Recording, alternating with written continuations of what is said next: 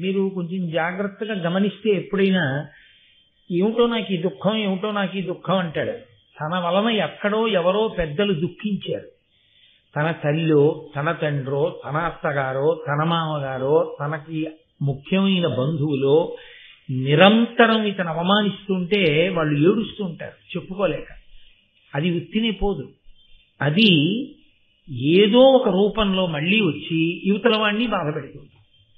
మనం ఎక్కడ పరిధిని అతిక్రమించామో పరమేశ్వరుడు దాన్ని గమనిస్తూ ఉంటాడు.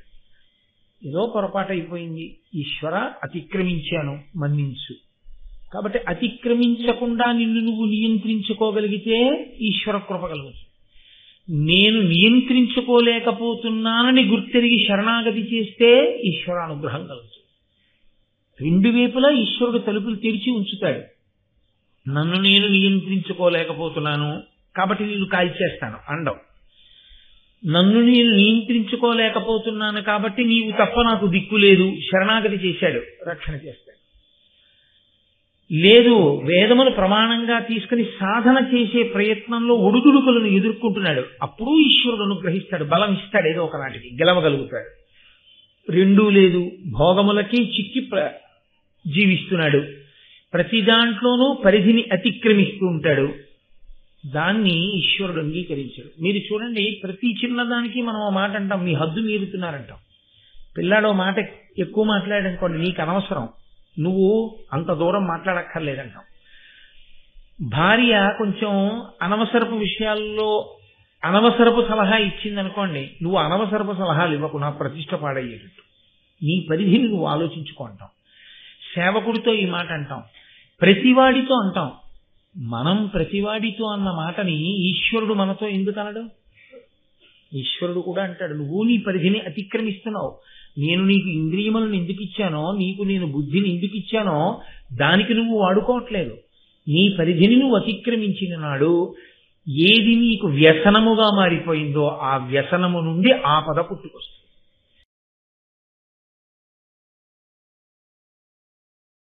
పరమేశ్వరుడు భూభారము పెరిగిపోయినప్పుడు, భూభారం అనగా భూమి మీద ఈశ్వరుని యొక్క ఆదేశమును తిరస్కరించి, వేదము యొక్క ప్రమాణమును తిరస్కరించి, పరమేశ్వరుడి చేత దత్తమైనటువంటి బుద్ధి కేవలము భోగలాలసయందు మాత్రమే ఉపయోగించుకుంటూ ఈశ్వర పథమునందు తనకు తాను తన కర్మల చేత ప్రతిబంధకాన్ని సృష్టించుకుని ధర్మమునకు వైక్లభ్యము కలిగేటట్టుగా ప్రవర్తించేటటువంటి వారి సంఖ్య అధికమైనప్పుడు తద్భారమును నివారించుట కొరకు ఆయన యొక్క చిద్విలాసము ఎంత విచిత్రంగా ఉంటుందో, ఎక్కడెక్కడ దాని కొరకు ముందు చూపుతో ఆయన మహర్షులను ప్రచోదనం చేసి ఎంత గొప్పగా వ్యూహరచన చేస్తాడు అన్న దాంట్లో అంతర్భాగంగా కర్ణ జననము గురించి మీరు విని ఉన్నారు. కర్ణుడు రాధ మరియు సూతుడు ఆ దంపతుల దగ్గర పెరుగుతున్నాడు. ఆయనకి వసుశైలుడు అని వాళ్ళు కుమారుడికి పేరుంచుకున్నారు. ఆ పేరుతో ఆ పిల్లవాడు అక్కడ పెరుగుతున్నాడు. పాండురాజు గారు అక్కడి నుంచి దిగ్విజయ యాత్ర చేసి భార్యలైనటువంటి కుంతి మాద్రి ఇద్దరితో కలిసి చాలా సంతోషంగా జీవితాన్ని గడుపుతూ ఆయన వేటాడడం కోసమని హిమాలయ పర్వత ప్రాంతములకు చేరుకున్నాడు. ఏదైనా సరే శాస్త్రంలో అవధి అని ఒకటి ఉంటుంది, ఒక పరిమితి. ప్రతి దానికి ఈశ్వరుడు ఒక నిర్ణయం చేసి ఉంచాడు, నువ్వు ఈ పరిమితిని దాటడానికి వీలు లేదు అంతే. ఆయన శాసనములకు లోబడి ఉండవలసిందే. కానీ చాలా చాలా ఆశ్చర్యకరమైన విషయం ఏమిటంటే, ఒక్క మనుష్య ప్రాణి దగ్గరికి వచ్చేటప్పటికి మాత్రం ఆయన నువ్వు ఇలా వేదము ప్రమాణముగా స్వీకరించి జీవించు అని బుద్ధి ఇచ్చి విడిచిపెట్టాడు తప్ప నీవు ఇలా ఉండు అని శాసనం మాత్రం చేయలేదు. దానివలన ఏమవుతుందంటే మనుష్య ప్రాణి తనని తాను ఉద్ధరించుకోవడమో తనంత తాను పాతాళములకు పడిపోవడమో తానే నిర్ణయించుకోవలసి ఉంటుంది. ఉద్ధరేనాత్మనాత్మానం అంటాడు. అందుకే గీతాచార్యులు ఎవరిని వారు ఉద్ధరించుకోవలసిందే తప్ప ఆ విషయంలో ఈశ్వర శాసనము ఉండదు. మీరు చూడండి, సముద్రమునకు చెలియలి కట్టు ఉంటుంది. సముద్రం ఎంత గొప్పదైనా తరంగములతో అది భూమి మీదకి రాగలిగినటువంటి శక్తి కలదైనా ఈశ్వర శాసనం చేత అది ఎన్నడూ భూమి మీదకి రాదు. అలాగే అగ్నిహోత్రం, నిజంగా అగ్నిహోత్రం తలుచుకుంటే ఇల్లు కాదు ఊరు కాల్చగలిగిన ఆ అగ్నిహోత్రం కేవలం పాచకుడై, ఆయన వంట చేసి పెట్టేటటువంటి వాడై ఇంట్లో మనకి వంట చెయ్యడంలో ప్రధానమైనటువంటి ఉపకరణంగా ఉంటాడు. హవ్యం వహతి దేవానాం కవ్యం కవ్యాసినామపి పాకంచ కురుతే వహ్ని శంకరస్యైవ శాసనాత్ అంటుంది లింగ పురాణం. పరమేశ్వరుని యొక్క ఆదేశమును ఔదల దాల్చి ఆ అగ్నిహోత్రుడు ఇళ్లల్లో వంట చేసి పెడుతున్నాడు తప్ప ఆయన కర్మ ఏం కాలిందని మనకు ఆయన వంట చేసి పెట్టాలి. అందుకని పరమేశ్వర శాసనమును అన్ని ఔదల దాలుస్తాయి పంచభూతములు కూడా. మనుష్యుడు తన బుద్ధి చేత తాను వేదమును ప్రమాణముగా స్వీకరించి జీవించగలిగితే ఉద్ధరణ పథం వైపుకి నడుస్తాడు. కాదు అని తనకిచ్చినటువంటి బుద్ధి కేవలం భోగములను అనుభవించడానికి మాత్రమే ఉపయోగించుకుంటే, ఆ పరిధిని అతిక్రమిస్తే, తనకి ఏర్పాటు చేయబడినటువంటి ధర్మములు తాను దాటిపోతే, దానిని వ్యసనంగా మార్చుకుంటే దాని చేత పతనం అవుతాడు. వ్యసనము అన్న మాటకి అర్థం అదే. లవ్ ధాతువుతో పిలుస్తారు. లౌల్యమును ఏర్పరుచుకునుట అంటే దాన్ని ఎందుకొరకు చెయ్యాలో అందుకొరకు చేయడం మానేసి దాన్ని భోగమునకు ఉపకరణంగా తీసుకోవడం. రాజులు వేట తప్పకుండా వెళ్ళవలసినటువంటి స్థితి, వేటకి వెళ్ళాలి, వేటాడాలి. కానీ వేటాడడం అనేటటువంటిది ఒక వ్యసనంగా మారకూడదు. ఏమీ తోచకపోతే వెళ్ళి వేటాడడం, అలా వేటాడుతూ కొన్నాళ్ళు అక్కడ ఉండిపోతూ ఉండడం, అదో సంతోషంగా జంతువులను అదే పనిగా చంపడం అనేటటువంటి ప్రయత్నంలోకి వెడితే ఎక్కడ అవధిని దాటాడో, ఎక్కడ తన పరిధిని అతిక్రమించాడో ఆ పరిధిని అతిక్రమించినటువంటి కారణం చేతనే తాను పడిపోతాడు. అందుకే చాలా చిత్రమైనటువంటి విషయాలు ఉంటాయి. మీరు కొంచెం జాగ్రత్తగా గమనిస్తే ఎప్పుడైనా ఏమిటో నాకు ఈ దుఃఖం, ఏమిటో నాకు ఈ దుఃఖం అంటాడు. తన వలన ఎక్కడో ఎవరో పెద్దలు దుఃఖించారు. తన తల్లో, తన తండ్రో, తన అత్తగారో, తన మామగారో, తనకి ముఖ్యమైన బంధువులో నిరంతరం ఇతను అవమానిస్తుంటే వాళ్ళు ఏడుస్తూ ఉంటారు చెప్పుకోలేక. అది ఉత్తినే పోదు, అది ఏదో ఒక రూపంలో మళ్ళీ వచ్చి యువతల వాడిని బాధ పెడుతుంది. మనం ఎక్కడ పరిధిని అతిక్రమించామో పరమేశ్వరుడు దాన్ని గమనిస్తూ ఉంటాడు. ఏదో పొరపాటు అయిపోయింది, ఈశ్వర అతిక్రమించాను మన్నించు. కాబట్టి అతిక్రమించకుండా నిన్ను నువ్వు నియంత్రించుకోగలిగితే ఈశ్వర కృప కలుగుతుంది. నేను నియంత్రించుకోలేకపోతున్నానని గుర్తెరిగి శరణాగతి చేస్తే ఈశ్వర అనుగ్రహం కలుగుతుంది. రెండు వైపులా ఈశ్వరుడు తలుపులు తెరిచి ఉంచుతాడు. నన్ను నేను నియంత్రించుకోలేకపోతున్నాను కాబట్టి నేను కాల్చేస్తాను అండం. నన్ను నేను నియంత్రించుకోలేకపోతున్నాను కాబట్టి నీవు తప్ప నాకు దిక్కు లేదు, శరణాగతి చేశాడు, రక్షణ చేస్తాడు. లేదు, వేదమును ప్రమాణంగా తీసుకుని సాధన చేసే ప్రయత్నంలో ఒడుదుడుకులను ఎదుర్కొంటున్నాడు, అప్పుడు ఈశ్వరుడు అనుగ్రహిస్తాడు, బలం ఇస్తాడు, ఏదో ఒకనాటికి గెలవగలుగుతాడు. రెండూ లేదు, భోగములకి చిక్కి జీవిస్తున్నాడు, ప్రతి దాంట్లోనూ పరిధిని అతిక్రమిస్తూ ఉంటాడు. దాన్ని ఈశ్వరుడు అంగీకరించాడు. మీరు చూడండి, ప్రతి చిన్నదానికి మనం ఆ మాట అంటాం, మీ హద్దు మీరుతున్నారంటాం. పిల్లాడో మాట ఎక్కువ మాట్లాడనుకోండి, నీకు అనవసరం, నువ్వు అంత దూరం మాట్లాడక్కర్లేదంటాం. భార్య కొంచెం అనవసరపు విషయాల్లో అనవసరపు సలహా ఇచ్చిందనుకోండి, నువ్వు అనవసరపు సలహాలు ఇవ్వకు, నా ప్రతిష్ట పాడయ్యేటట్టు, నీ పరిధిని నువ్వు ఆలోచించుకో అంటాం. సేవకుడితో ఈ మాట అంటాం, ప్రతివాడితో అంటాం. మనం ప్రతివాడితో అన్న మాటని ఈశ్వరుడు మనతో ఎందుకు అనడు? ఈశ్వరుడు కూడా అంటాడు, నువ్వు నీ పరిధిని అతిక్రమిస్తున్నావు, నేను నీకు ఇంద్రియములను ఎందుకు ఇచ్చానో, నీకు నేను బుద్ధిని ఎందుకు ఇచ్చానో దానికి నువ్వు వాడుకోవట్లేదు.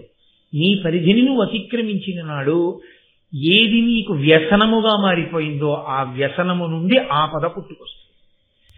కాబట్టి అప్పుడు వగచి ప్రయోజనం ఏముంటుంది? పాండురాజు గారి జీవితంలో వచ్చిన వైక్లభ్యం ఇదే వచ్చింది. ఆయన పరమధర్మాత్ముడు, అందులో సందేహం లేదు. కళ్ళు లేనటువంటి అన్నగారిని అంత గౌరవించాడు. తాను దిగ్విజయ యాత్ర చేసి తెచ్చినటువంటి ధనాన్నంతటినీ తీసుకెళ్లి ధృతరాష్ట్రుడికి ఇస్తే ధృతరాష్ట్రుడు దానితో అన్ని అశ్వమేధయాగములు చేయగలిగాడు. ఇంత గౌరవించినా ఆయనకి వేట వ్యసనం. అందుకే ఇది వంశంలో ఒకరికి ఉన్నాయనుకోండి ఇలాంటి వ్యసనాలు, వాళ్లతో విడిచిపెట్టదు. ఈ వ్యసన లక్షణం ఏం చేస్తుందంటే వంశానుక్రమంగా మళ్ళీ ఎక్కడికో వచ్చి ఎవరినో పట్టుకుంటే వాళ్ళు కూడా దెబ్బతింటారు. అందుకే ప్రయత్నపూర్వకంగా వంశోద్ధరణని కోరుకునేటటువంటి వాడు వ్యసనమునకు తాను వశుడయ్యేటటువంటి పరిస్థితి నుంచి తనని తాను తప్పించుకోవాలి. పాండురాజు గారికి వేట యందు ఉండేటటువంటి అనురక్తి, ఈ వ్యసనం మళ్ళీ పరీక్షిత్ మహారాజు గారి దగ్గర బయటకు వచ్చింది.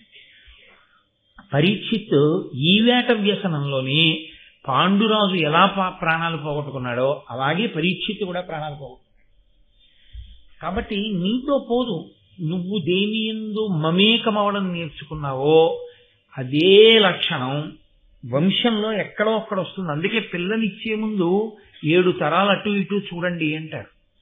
మహాత్ములు ఎప్పుడూ దాన ధర్మాలు చేయడమే, ఒకళ్ళకి పెట్టడమే, చాలా మంచి సౌశీల్యము కలిగినటువంటి వారు, నెమ్మదితనం కలిగినటువంటి మనుష్యులు, చాలా మంచివారు. అటువంటి చోట నీ పిల్లనిచ్చుకోవాలి. కానీ అంతకుముందు తరాలలో సరి అయినటువంటి స్థితి లేకపోయినా అది నీ పిల్ల కడుపున పుట్టేటటువంటి పిల్లలకు వచ్చినా నువ్వు తాతగారిగా ఇబ్బంది పడిపోతావు. అందుకే పాండురాజు గారి జీవితం ఎంత చిత్రంగా మలుపు తిరిగిపోయిందో చూడండి. ఆయన చాలా గొప్పవాడు.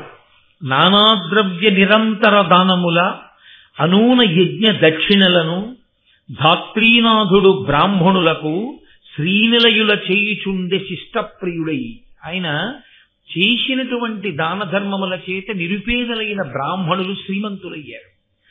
అంత గొప్ప దాన ధర్మాలు చేశాడు, అంతగా ధర్మానికి నిలబడ్డాడు. కానీ వేట వ్యసనం. అందుకని హిమవత్ పర్వత ప్రాంతానికి 2 భార్యలతో కలిసి వేటకి బయలుదేరాడు.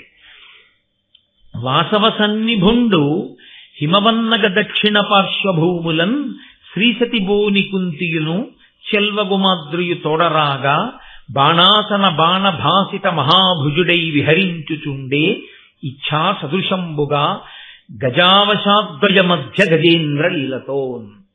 2 ఆడ ఏనుగుల మధ్యలో వెళ్ళేటటువంటి ఒక మగ ఏనుగు, మదపుటేనుగు ఎలా వెళుతుందో అలా కుంతి మాద్రి ఇరుప్రక్కల ఉండగా తాను దేవేంద్ర వైభవంతో సాక్షాత్ లక్ష్మిని పోలినటువంటి కుంతి, ప్రకాశించేటటువంటి మాద్రి ఇద్దరు ఇరువైపులా కలిసి రాగా ఆయన బాణ పరంపరను గురి చూసి కొట్టగలిగినటువంటి లక్ష్యశుద్ధి కలిగినటువంటి వాడై గొప్ప దీర్ఘమైన బాహువులతో పరాక్రమంతో హిమవత్ పర్వత ప్రాంతమునకు వేట కొరకు బయలుదేరి వెళ్ళాడు. రోజు వెడుతున్నాడు, వేటాడుతున్నాడు. ఈయన అక్కడ ఉండిపోతే మరి ఈయనకి కావలసినటువంటి భోగ పదార్థాలు ఇవన్నీ ధృతరాష్ట్రుడు అంతఃపురం నుంచి పంపిస్తున్నాడు. ధృతరాష్ట్రుడు పంపించినటువంటి భోగోపకరణములన్నింటినీ వాడుకుంటూ ఆయనకి అక్కడ సంతోషంగా అనిపించింది. వేట అనేటటువంటిది రాజధర్మమునందు ఒక అంతర్భాగం. ఎంతకాలం అంతకాలం వేటాడి వెళ్ళిపోవాలి. కానీ ఆయన అక్కడ ఉండిపోయాడు, చాలా కాలం ఉండిపోయి ప్రతిరోజు అదే పనిగా చక్కగా వచ్చిన వస్తువులన్నీ వాడుకోవడం, సంతోషంగా భోగం అనుభవించడం, తెల్లవారేటప్పటికి అరణ్యంలోకి వెళ్ళడం, ఏవో కొన్ని జంతువుల్ని పడగొట్టడం, వస్తూ ఉండడం. ఇది వ్యసనం కింద మారింది. ఒకరోజు అరణ్యంలో వేటకు బయలుదేరాడు. వేటకు బయలుదేరిన వాడి కోరిక ఏముంటుందండి? జంతువుల్ని పడగొట్టాలి. ఆ రోజు చాలాసేపు వెతికాడు. బుద్ధి దేని వల్ల భ్రంశం అయిపోతుందో చూపిస్తూ ఉంటారు. పంచమ వేదం కదండి మహాభారతం.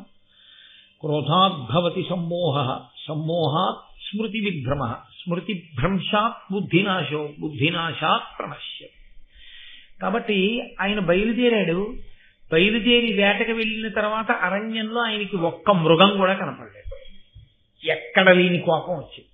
ఎప్పుడైతే కోపం వచ్చిందో అప్పుడు బుద్ధి భ్రంశం అయిపోయింది. బుద్ధి ఎప్పుడు భ్రంశం అయిపోయిందో అప్పుడు నేను ఇలా వేటాడవచ్చా, ఇలా వేటాడకూడదా, ధర్మాన్ని మర్చిపోయాడు. మరిచిపోయి ఒక చోట ఆయనకి ఒక ఇర్రి అంటే మగలేడి, ఒక ఆడలేడి రెండు క్రీడిస్తూ కనపడ్డాయి. ఆయన మనసిజరాగంబున పెనగిన ఇర్రిని లేడి చూచి కృతహస్తుడు పెల్చన ఏ నమ్ము నారింటిని త్రెళ్ళగా చేసే కడు కఠిన హృదయుండై. నన్నయ్య గారు ఋషితుల్యుడు. ఆయన నిర్దాక్షిణ్యమైనటువంటి తీర్పు చెప్పేస్తున్నారు. వేటాడేవాడు బాణం వేసి కొట్టేది మృగం చచ్చిపోవాలనే కొడతాడు. ఇన్నాళ్ళు ఆ పాండురాజు వేటాడితే కఠిన హృదయుడు అననటువంటి వారు, వేదవేదాంగములు చదువుకున్నాడని కితాబిచ్చినటువంటి వారు, అటువంటి వ్యాసుడన్న మాటని ఆంధ్రీకరిస్తున్నారు నన్నయ్య గారు. కఠిన హృదయుడై అంటే చెయ్యకూడని పనిని చేస్తున్నాడు, ధర్మమును అతిక్రమించాడు. ఇందువలన అంటే మనసిజరాగంబున పెనగిన ఇర్రిని లేడిని చూచి, ఒక ఆడలేడి మగలేడి రెండూ కూడా మన్మథతాపమునకు గురి అయినవై, సమస్త జీవకోటి యందు అది అంతర్భాగం ప్రత్యుత్పత్తి యందు మన్మథరాగము కలిగినటువంటివై ఒకదానితో ఒకటి క్రీడిస్తున్నాయి. ఆ క్రీడిస్తున్నటువంటి వాటిని చూసి వాటి మీద ఏకకాలంలో 5 బాణములను ప్రయోగించాడు. 5 బాణములను ఒకేసారి ప్రయోగించిన కారణం చేత మగలేడి ఆడలేడి వెంటనే కింద పడిపోయింది. కింద పడిపోగానే వాటిలోంచి స్వశరీరములతో ఎవరు కామరూపులయ్యేటువంటి లేడి రూపాన్ని ధరించారో ఆ మునిపత్ని ఇద్దరు ఆ లేడి శరీరాన్ని విడిచి పైకొచ్చారు. వాళ్ళు ఒక మునిపత్ని. వాళ్ళకి వాళ్ళు చేసినటువంటి తపస్సు యొక్క గొప్పతనం చేత కామరూపం అలవాటు పడింది. వాళ్ళకి ఆ శక్తి ఉంది కాబట్టి వాళ్ళు మనుష్య శరీరంతో కాదు, మన ఇద్దరం మగలేడి ఆడలేడిగా క్రీడిద్దాం అరణ్యంలో అనుకుని వాళ్ళు లేడి రూపాల్ని ధరించి క్రీడిస్తున్నారు. ఎక్కడైనా ధర్మం ఏమిటంటే అలా మన్మథ క్రీడ యందు ఉన్నటువంటి జంతువులను బాణం వేసి రాజు కొట్టకూడదు. అది మినహాయింపు. ఎంత వేటాడుతున్నా వాటిని విడిచిపెట్టేసేయాలి. కానీ ఈయన 5 బాణములతో ఆ మృగాల్ని కొట్టాడు. కొడితే ఆడలేడి రూపంలో ఉన్నటువంటి మునిపత్ని వెంటనే శరీరాన్ని విడిచిపెట్టేసి, ముని మాత్రం ఇంకా కొస ప్రాణంతో మిగిలి ఉన్నాడు. ఆయన ప్రాణం పోతోందని బాధపడలేదు, ప్రాణం పోయేటట్టుగా పాండురాజు కొట్టాడని కోప్పడ్డాడు. ఇది చాలా చిత్రంగా ఉంటుంది. వాళ్ళకి ఎప్పుడూ ధర్మమే. ఆయన వెంటనే శాపవాక్కు విడిచిపెట్టేయచ్చు. ఎందుచేత అంటే ఆయనకు ఆ తపశ్శక్తి ఉంది. కానీ కోపంతో శాపవాక్కు విడిచిపెట్టేశాడో, అవతలవాడు కాని ధర్మమునందు నిలబడిన వాడై ఉన్నాడో తనని కట్టి కుడిపేస్తుంది. ఈ జన్మకేం లేకపోవచ్చు, కానీ ఆఖరి క్షణంలో చేసినటువంటి పాపమైనా ఉత్తర జన్మల్లో పాడు చేసేస్తుంది. దానికి ఇంత తపస్సు ఎందుకు చేసినట్టు? కాబట్టి ఆ కొస ప్రాణంతో కూడా ఆయన ధర్మాన్ని ప్రశ్న వేశాడు. నీ ఎందు ధర్మం ఉన్నదా? ఇది న్యాయం, నువ్వెందుకు వేసావు బాణం అని అడిగాడు. ఇప్పుడు సమర్థించుకోగలిగితే పాండురాజు కొస ప్రాణంతో విన్నాడండి. పరాకుబడి కాదు, బహుజాగ్రత్తగా పరాకు లేకుండా వింటున్నాడు ముని. ఏమిటి ఆయాసపడిపోతూ ఆఖరి ప్రాణంతో రొప్పుతూ, ఒకవేళ రాజు ధర్మమునందు నిలబడి నన్ను కొట్టలేదు కదా, ధర్మమునందు నిలబడి కొట్టి ఉంటే నేను ఒక్క మాట అనడానికి వీల్లేదు. కాబట్టి ఎందుకు కొట్టావు అని అడగచ్చు. కానీ ఆయన అలా అడగలేదు ముని. ఆయన ఆ కనపడినటువంటి పాండురాజును అన్నాడు,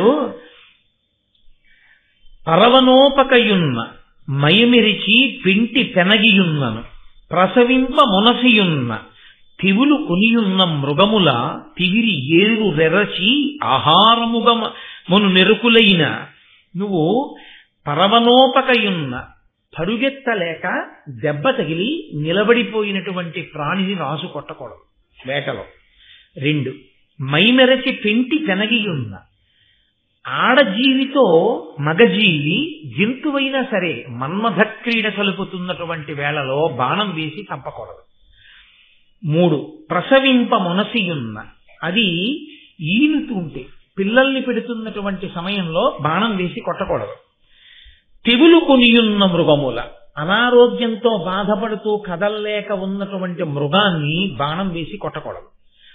తివిరి ఏయ రెరచి ఆహారముగా మను ఎరుకలైన జంతువులను చంపి దాని మాంసాన్ని ఆహారంగా తిని బ్రతికేటటువంటి ఎరుక వాళ్ళు కూడా, అరణ్యాలలో తిరిగేటటువంటి అటువంటి జాతి వారు కూడా కడుపు కాలిపోతున్నా, తినడానికి దొరకకపోయినా అటువంటి వారు కూడా ఇటువంటి వర్గములోకి వచ్చిన వాటిని, కదలలేకపోయిన వాటిని, ఆడజీవితో క్రీడిస్తున్న దాన్ని, లేకపోతే అనారోగ్యంతో ఉన్నదాన్ని, ప్రసవిస్తున్నదాన్ని కొట్టరు, కొట్టి చంపి దాని మాంసం తినరు, దాన్ని విడిచిపెట్టేస్తారు.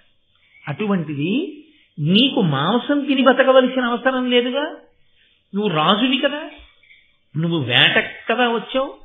వేటకి వచ్చిన వాడివి మన్మథ క్రీడ సలుపుతున్నటువంటి లేళ్ల రూపంలో ఉన్నటువంటి మాయురువిరి మీద 5 బాణములు దేని కొరకు వేశావు? ధర్మము నువ్వు తప్పలేదా అని అడిగారు. ఇక్కడ కథ పెద్ద మలుపు తిరిగిపోయింది. వెంటనే పాండురాజు ధర్మం తెలుసున్నవాడు కాబట్టి, నిజమే నాది పొరపాటు, నన్ను క్షమించండి అని గుర్రం దిగి నేల మీద పడుంటే కథ ఎలా ఉండేది? తప్పు చెయ్యడం ఒక తప్పు అయితే, చేసిన తప్పుని సమర్థించుకునే ప్రయత్నంలో పెంకితనానికి పోవడం పెద్ద తప్పు. పొరపాటున ఓ పెద్ద ఆయనకి మనం వెడుతున్న వాహనం తగిలింది, ఏమయ్యా చూసుకోలేదా అన్నాడే. మీరు చూసుకోకూడదా అనకూడదు. నిజమే, మీరు పెద్దవారు, గబుక్కుని మీకు కనపడకపోయి ఉండొచ్చు, నేను చూడవలసింది, నేను సరిగా చూడలేదు, క్షమించండి, పొరపాటు జరిగింది, మీకు ఏమైనా ఇబ్బంది కలిగిందా, దెబ్బ తగిలిందా, అయ్యా మన్నించండి, ఈసారి నుంచి కొంచెం జాగ్రత్తగా ఉంటాను. నేను ఒకసారి ఒక విషయం చూసి ఆశ్చర్యపోయిన, పెద్ద ఆయన్ని కొట్టేశాడు ఒకతను, ఆయన కింద పడిపోయి లేచి ఆయనకి రక్తం కారుతుంటే ఆయన పంచే పాపం చింపేదో కట్టుకట్టాడు. ఆయన అన్నాడు, ఆ పిల్లాన్ని పిలిచి వాడిని కొట్టబోతుంటే పిలిచి అన్నాడు ఆయన, ఒరే నాయన నాకు వయసు అయిపోయిందిరా, 70 ఏళ్ళు వచ్చేసాయి, నాకు కాళ్ళే విరిగిపోయినా నా ప్రాణమే పోయినా పర్వాలేదురా, నా కర్తవ్యాలన్నీ అయిపోయాయి, నువ్వు ఇలా అలవాటు చేసుకుని ఇంత వేగంగా వెళ్ళడం అలవాటు చేసుకుని ఎక్కడైనా పడిపోతే వృద్ధిలోకి రావలసిన వాడివి, నీకు ఆపదొచ్చి కాళ్ళలో చేతిలో విరిగితే ప్రమాదం కదా నాయన, అంత వేగంగా వెళ్ళకు, తప్పు కదా అన్నాడు ఆయన. కొట్టకండి, తప్పు, మంచి మాట చెప్పడానికి పెద్దవాళ్ళు ఉన్నాను, నేను నిజంగా తెల్లబోయాను ఆ పెద్దరికానికి. ఒక్క మంచి మాట మనం మాట్లాడగలిగి ఉంటే నాది తప్పయింది మన్నించండి అని ఒక్క మాట అనగలిగితే, తప్పు చేసినప్పుడు క్షమార్పణ దొరుకుతుంది పెద్దలైన వారి దగ్గర. కానీ అలా అనలేకపోయాడు పాండురాజు. కారణం ఏంటంటే ఆ రోజున ఒక్క మృగం కూడా దొరకలేదు. దొరికిన మృగం మునిగా మారి తనని తిరిగి ప్రశ్న వేస్తున్నాడు, ధర్మాన్ని అడుగుతున్నాడు. ఇదా ఆయనకి కోపం వచ్చి నిజమే, నేను అలా చేయకుండా ఉండవలసింది అని ఒక్క మాట అంటే పోయేది. ఆఖరి ప్రాణంతో ఉన్నాడండి ఆయన, అసలు మాట్లాడగలిగిన స్థితి కాదది, ఎందుకంటే ఇంకా కొన ఊపిరితో ఉన్నాడు. తొందరగా ఆయన ఉద్దేశ్యం ఏమిటో తెలుసా అండి, ఇలా ధర్మం తప్పి ప్రవర్తించేటటువంటి రాజు నా ఎదురుగుండా ఉన్నవాడైతే ఇతనిని విడిచిపెడితే లోకాన్ని పాడు చేస్తాడు ఈ ఉద్ధతితో. ఇతను ధర్మం తప్పని వాడైతే శాపవాక్కు విడిచిపెడితే లోకానికి ధర్మమూర్తి అయిన రాజు పోతాడు. కాబట్టి నేను తెలుసుకోవాలి ధర్మమునందున్నాడో లేదో. అందుకే నేను మీకు తరచు మనవి చేస్తుంటా, ఈ దేశంలో ఎప్పుడు పరిశీలించినా ఇదొక్కటే పరిశీలించారు, ధర్మమే. అందుకే జాతీయ పతాకంలో కూడా ధర్మచక్రమే. అంతే, ధర్మచక్రమే మనకి ఎప్పుడూ ధర్మం ధర్మం ధర్మం ధ్రియతేవా జనైరితి ధర్మం. నువ్వు నీ ధర్మాన్ని పట్టుకున్నావా లేదా? గీతాచార్యుడు ప్రబోధం చేసేదంతా ధర్మం. పూజకెడితే చతుర్విధ పురుషార్థాల్లో ముందు ధర్మం. రామచంద్రమూర్తి కావ్యం రామాయణం చూస్తే ధర్మం. ఎక్కడికి వెళ్ళండి ధర్మం, అదే బోధ చేస్తారు. బతికున్నంత కాలం పట్టుకోవలసింది వినవలసింది ఏదైనా ఉంటే ధర్మం ఒక్కటే, అదే బోధ చేయబడుతుంది. ప్రాణం పోయే ముందు కూడా అదే అడుగుతున్నాడే. ఆయనకు అనుమానం వచ్చింది, కావాలనే కొట్టాడు, తప్పుగా కొట్టాడు అని. నువ్వు వేటాడుతూ ఉండగా నీకు కొంతసేపు మృగం కనపడలేదన్న కోపంలో బుద్ధి వశం తప్పి ఇంత ఘోరంగా ప్రవర్తించేటంత తేలికగా కోపాన్ని పొందగలిగిన వాడవైతే నువ్వు పుట్టిన వంశం ఎటువంటిది? నువ్వు జ్ఞాపకం పెట్టుకోవద్దు, నీ ముందు వాళ్ళ కీర్తిపోతుందేమో. కాబట్టి ఆయన అన్నాడు, ఇనసమతేజులై ధరణి నిన్నడు ధర్మపదంబు తప్ప త్రొక్కని భరతాది రాజుల జగన్నుత వంశమునందు పుట్టి నీ కనఘ చరిత్ర ఇట్లు తగునయ్యా అధర్మము శ్రేయ నీ ఎరుంగని నృపధర్మముల్ కలవే కౌరవ పుంగవా గౌరవస్థితి. ఎంత మర్యాదగా మాట్లాడాడు చూడండి. ఆయనకి ఎక్కడా కోపం లేదు. నేను రాజుతో మాట్లాడుతున్నాను. అందున పాపం భీష్ముడు ఎంతో కష్టపడ్డాడు. సింహాసనం ఖాళీ అయిపోతే వేదవ్యాసుడు అనుగ్రహిస్తే అంబాలికని పుట్టినటువంటి పిల్లలు ధృతరాష్ట్రుడు పాండురాజు. కన్నులు లేనివాడైన కారణం చేత ధృతరాష్ట్రుడు సింహాసనానికి పనికిరాడు. పనికొచ్చి రాజ్యాన్ని ఏలుతున్నవాడు ఈయనొక్కడే. నేను తొందరపడి ఏమైనా అన్నానో మళ్ళీ సంక్షోభం వస్తుంది రాజ్యానికి, కాబట్టి నేను తొందరపడకూడదు. కాబట్టి ఎంత అనునయంగా మాట్లాడుతున్నాడో చూడండి. లోపల ఎక్కడ ప్రేమ ఉందో అక్కడ ధర్మం తప్పినా క్షమార్పణ చెప్పగలిగితే ప్రాయశ్చిత్తం, అన్నిటికన్నా పెద్ద ప్రాయశ్చిత్తం క్షమార్పణ వేడుకోవడమే. కాబట్టి పాండురాజు క్షంతవ్యోమే అపరాధ, నా అపరాధము మన్నింపబడుగాక అని ఒక్క మాట అని ఉంటే భారతం ఎలా ఉండుండేది? భారతాన్ని భారతంగా మీరు పాండురాజు కథ అని వినకండి.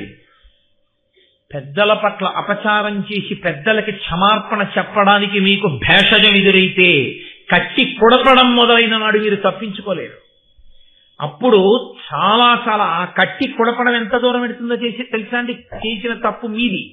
మీరు పెద్దల పట్ల అమర్యాదగా ప్రవర్తించారు. ఆయన ఖేదపడ్డాడు.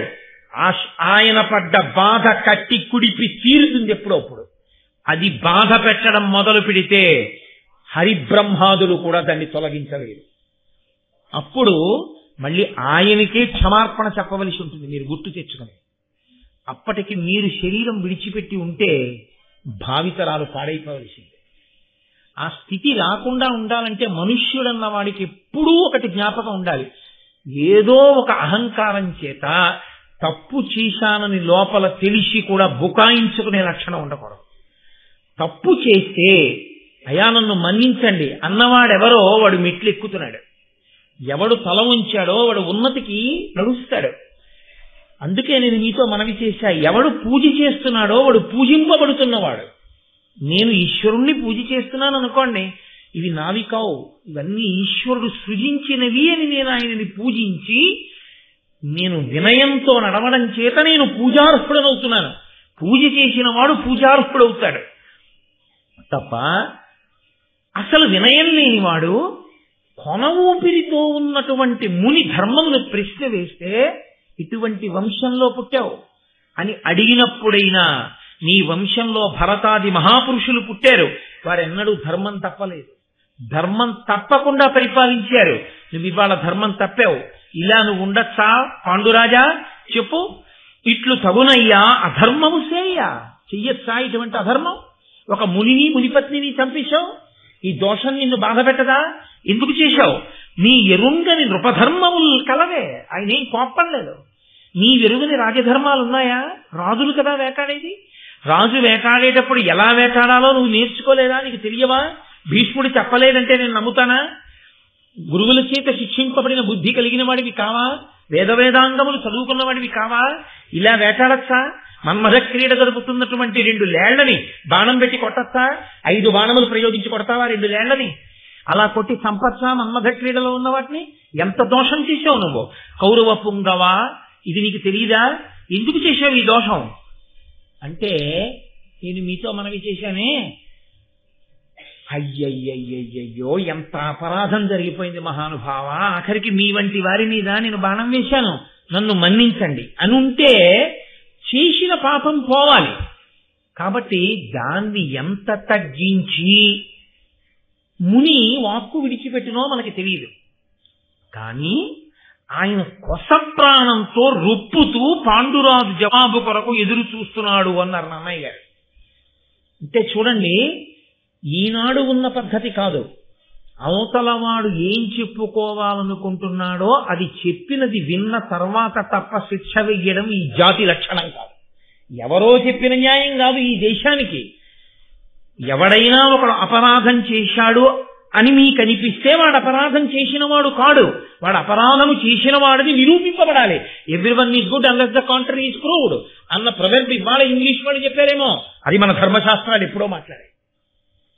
ఇంత కట్టెదుట తనని కొట్టి ఆఖరి ఊపిరితో రుప్పుతున్నా చెప్పుకునే అవకాశం ఇచ్చాడు పాండురాజుకి. ఎందుకు చేశావు ఇది అని అడిగాడు. ఇంకొకలా చెప్పి ఉంటే ఏమవునో పాండురాజు ధర్మము తెలిసి బుకాయించాడనే అనవలసి ఉంటుంది. ఇక్కడ ఆయన అడిగిన 5 కోణాల్లో ఇందులోకి వస్తుందో ఆయన చెప్పలేదు. చెప్పకుండా అన్నాడు, పగరగని చైతురేనియు మృగకులంబుగని తహింపరు రాజులు మొనసివాని గ్రస్సరగ సంపుదురు నమ్మకిచ్చి చంప జనదు మాయాబలంబున జనదు చంప. పగవాడు శత్రురాజు ఎదురుగుండా కనపడినా చంపకుండా విడిచిపెట్టేస్తారేమో రాజులు. జంతువు కనపడితే మాత్రం చంపకుండా విడిచిపెట్టరు. మోసగించి చంపకూడదు, లేకపోతే నమ్మించి చంపకూడదు. ఈ 2 రకాలుగా చంపకూడదు. కానీ శత్రువునైనా విడిచిపెడతాం, మృగాన్ని మాత్రం విడిచిపెట్టాం. ఉందా అలా ఎక్కడైనా? అలా ఎక్కడా లేదు. అలా అయితే అసలు అరణ్యంలో జంతువు అన్నది ఉండకుండా వేటాడమని చెప్పాలి. అలా లేదుగా. ఖచ్చితంగా బుకాయింపేది. తను చేసిన తప్పుని తాను సమర్థించుకునే ప్రయత్నమే.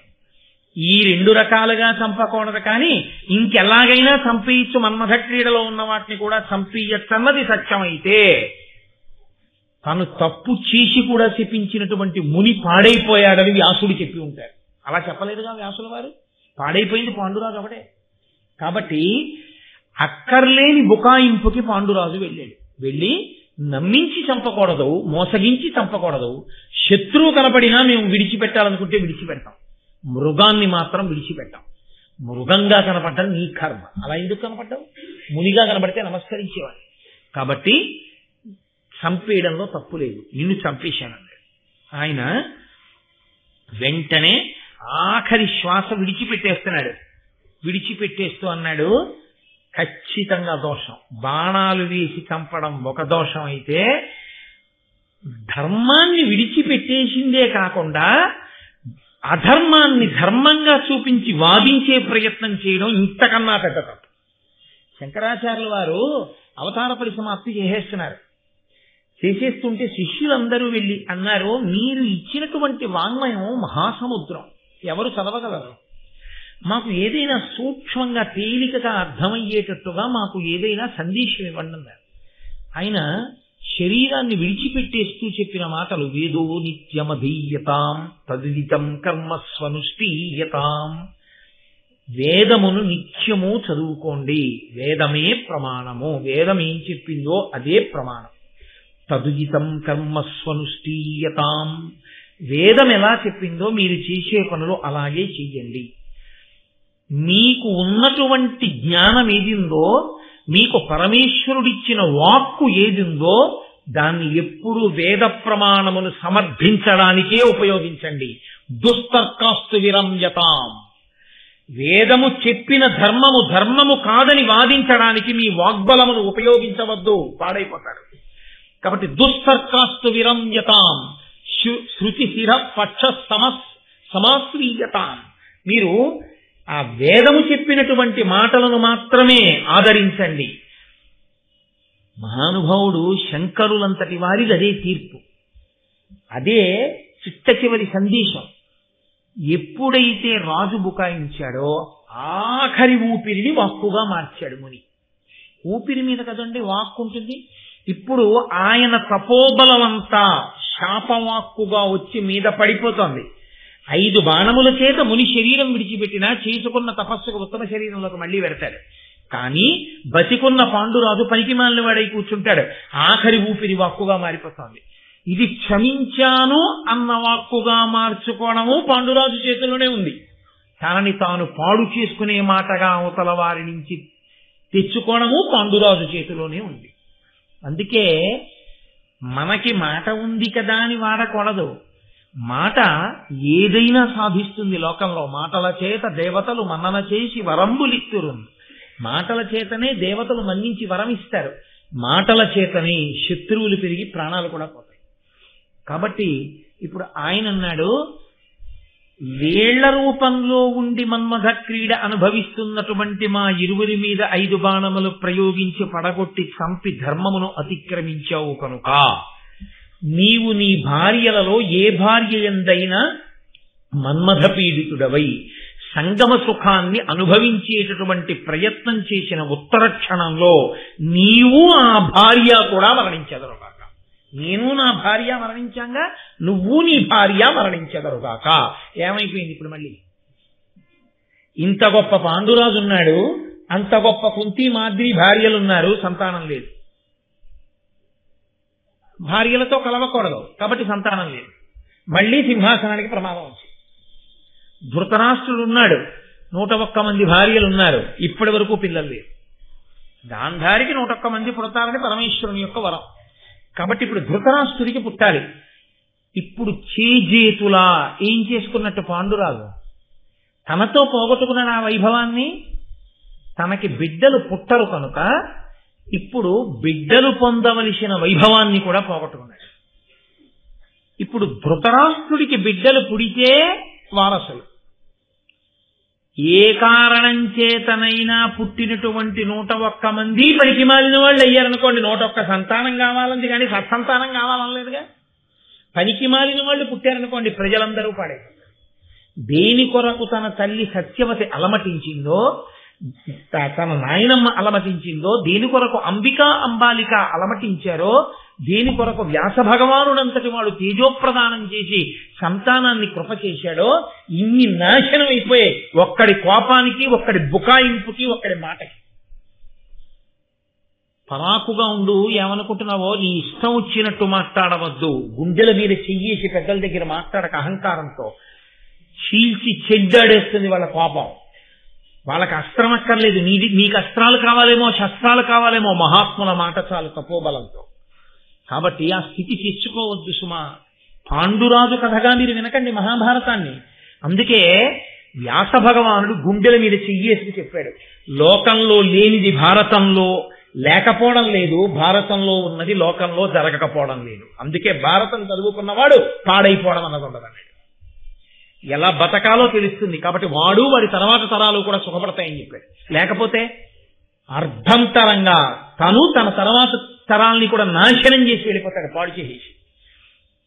కాబట్టి మహానుభావుడు ఇప్పుడు విడిచిపెట్టవలసిన శాపవాక్కు విడిచిపెట్టేశాడు. ఇప్పుడు వెళ్ళి ఆయన కాళ్ళ మీద పడదామంటే ఉన్నాడా? లేడు. అంతే, ఆ శరీరం వదిలిపెట్టేశాడు. ఒకసారి శరీరం వదిలిపెట్టేశాడో, శరీరం వదిలిపెట్టిన వాడికి పోయిందేమీ లేదండి. ఎవరు ఉద్ధతితో ప్రవర్తించాడో వాడు పాడైపోతాడు. మధ్వార్జునమని ద్రవిడ దేశంలో ఒక గొప్ప క్షేత్రం, చంద్రశేఖరేంద్ర సరస్వతి స్వామి వారు నడిచే దేవుడు, పరమాచార్య, మహానుభావుడు, ప్రాతస్మరణీయులు, అపర శంకరాచార్యుల వారు. అటువంటి వారికి అత్యంత ప్రీతిపాత్రమైన క్షేత్రం అది. అక్కడి నుంచి ఒక ఐశ్వర్యవంతుడు ఒక రోజున ప్రసాదం పట్టుకొచ్చి ఆయన చేతిలో పెట్టి మధ్యార్జునంలో ఏదో 121 పర్యాయములు ఆ నమక చమక పారాయణం చేసి అభిషేకం చేశాం, ప్రసాదం తెచ్చాను అన్నాడు. ఆయన ప్రసాదం తీసుకోలేదు. అసలు ఆయన మధ్యార్జున నుంచి ప్రసాదం వచ్చిందంటే తీసుకోకుండా ఉండరు.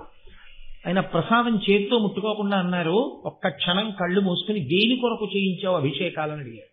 దేని కొరకు చేయించావు నమక చమక పారాయణ అంటే లోకశాంతి కొరకు, వర్షాలు పడాలని అన్నాడు. కాదు, నీ పొలంలో వర్షాలు లేక పంటలు పండట్లేదు, నీ ఐశ్వర్యం కోసం నువ్వు అవి చేయించావు, అవునా అని అడిగాడు. అవును. మహాత్ముల దగ్గర వెళ్ళి పిచ్చివాగుడు అవును అన్నాడు. ఆయన మళ్ళీ కళ్ళు మూసుకుని ఎంతమందిని పిలిచే నమక చమకాలు చదివించావు? ఏదో 21 మంది పండితుల్ని పిలిచాను, వాళ్ళందరూ వచ్చి నమక చమకాలు చదివారు. మళ్ళీ ఆయన కళ్ళు మూసుకుని కళ్ళు తెరిచి అందులో మహావృద్ధుడు, చిన్నతనం నుంచి వేదం చదువుకున్నవారు, మహానుభావుడు, 84 సంవత్సరముల వయోవృద్ధుడు, ఫలానా వేద పండితుడు వచ్చి వేదం చదివారా, నమక చమక పారాయణం చేశారా? చేశారండి. ఆయన గబగబా చదవలేకపోతున్నారు, పెద్దవారు అయిపోయారని నువ్వు ఆయన మీద కోప్పడ్డావా? వెళ్ళి కోప్పడ్డానండి. ఓహో, మళ్ళీ కళ్ళు మూసుకుని కళ్ళు తెరిచారు. మళ్ళీ ప్రసాదం చేతిలో పెట్టబడి అలా ఉంచు అని నువ్వు వాళ్ళు అడగకపోయినా మీ అందరూ ప్రసాదం తీసుకుని వెళ్ళండి అని భోజనం పెట్టావా? ఋత్విక్కులందరికీ పెట్టానండి. పెడుతున్నప్పుడు పెద్ద ఆయనకి చక్కెర పొంగల్ ఇష్టం. ఆయన నిన్ను పిలిచి ఇంకొంచెం చక్కెర పొంగల్ ఏమంటే నమక చమకాలు గబగబా చదవలేదు కానీ చక్కెర పొంగల్ మారువడ్డన కావాలని నీ మనసులో అనుకుని ఆయనకి వెయ్యకుండా వెళ్ళిపోయావా లేదా? వెళ్ళిపోయానండి. నిజమే. ఎక్కడ ఇదంతా కంచిలో కూర్చుని చెప్తున్నారు పరమాచార్య మధ్యార్జునంలో జరిగిన విషయాన్ని. అవునండి నిజమే, వెళ్ళిపోయాను. వెయ్యలేదు ఆయనకి మారు. తర్వాత ఏం జరిగిందో నీకు తెలుసా? తెలీదండి. తెలుసు నీకు.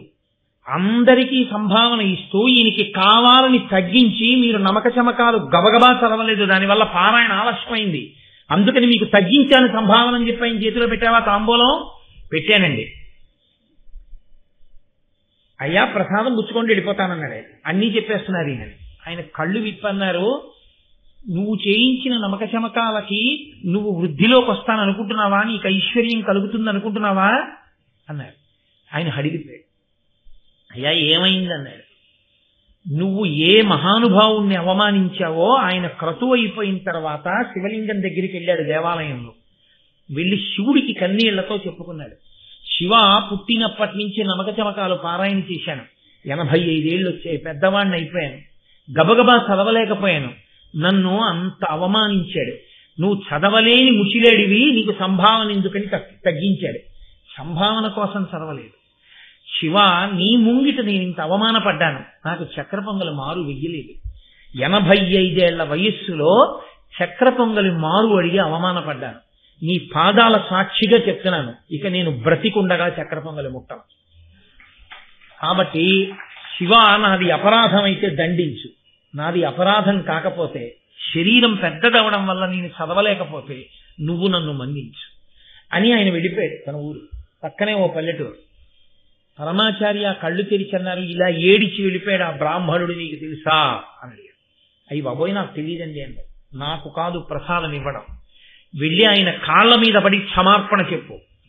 ఎక్కడుంటారండి ఆయన అన్నాడు. ఫలానా ఊళ్ళో ఉంటాడు. అయ్యా నేను ఇప్పుడే బయలుదేరి వెళ్ళిపోయి క్షమార్పణ చెప్తాను, దొరుకుతారా అన్నాడు. నీకు బతికి బాగుండే అదృష్టం ఉంటే ఆయన దొరుకుతారు, నీ కర్మ బయలుదేరన్నారు అని ఆయన కుటీరంలోకి వెడుతుంటే ఆయనకి భిక్ష సిద్ధం చేస్తున్నారు. వేదం చదువుకున్నటువంటి నిస్వార్థపరుడైన ఒక మహాత్ముడు అవమానింపబడిన విషయాన్ని చూశాను వాళ్ళ దివ్య దృష్టితో, నేను ఈ రోజు భిక్ష చేయట్లేదన్నారు. ఈయన గబగబా వెళ్ళి ఆ బ్రాహ్మణుడి ఊరు కనుక్కుని ఆ ఊరు వెళ్ళాడు. వెళ్ళి ఆ సందు చివరి నించుని, అయ్యా ఫలానా వారి ఇల్లు ఎక్కడండి అని అడిగాడు. అదిగోనండి ఆ జనం నించున్నారు కదా ఆ ఇల్లే అన్నాడు. ఏమి ఇలా వచ్చారు, మీకు తెలిసిందా ఆయన చనిపోయారని? అరే ఎప్పుడు చనిపోయారండి అన్నాడు. అంటే ఏం జరిగిందో తెలియదండి, మధ్యార్జునం వెళ్ళారు నమక చమక పారాయణం చేస్తారని, చాలా బాధగా తిరిగి వచ్చారు, రాత్రంతా శివ శివ శివ అని పలవరిస్తూనే ఉన్నారు, తెల్లవారుజామున శరీరం వదిలించారు. ఈయన వెళ్ళి చూసేటప్పటికీ ఆయన చనిపోయి ఉన్నారు. అంతే. ఆ తర్వాత ఏమైందో తెలుసా అండి? పేర్లు వాడడం నాకు ఇష్టం లేక నేను చెప్పలేదు, కానీ మీరు ఇప్పటికీ పరమాచార్య స్వామి వారి శరీరంతో ఉండగా ఉన్న లీలలు చదివితే మీకు ఆ పేర్లు కూడా కనపడతాయి. నేను వాడడం ఇష్టం లేక నేను ఆ పేర్లు వాడలేదు. అతను ఐశ్వర్య భ్రష్టుడై కనీసం అన్నం దొరకక ఈ దక్షిణ దేశంలో తిరిగితే ఇంత ఐశ్వర్యవంతుడు వంటలు వండుకుంటున్నాడు అంటారని కాశీ వెళ్లి వంటలు చేసుకుని బతికి చచ్చిపోయాడు. వాడు అదృష్టం కాశీలో చచ్చిపోయాడు. మహాత్ముల ఎడల మాట్లాడినటువంటి మాటలు ఉత్తినే పోతాయి, వాళ్ళు పడిన బాధ ఉత్తినే పోతుందని మీరు అనుకోకండి.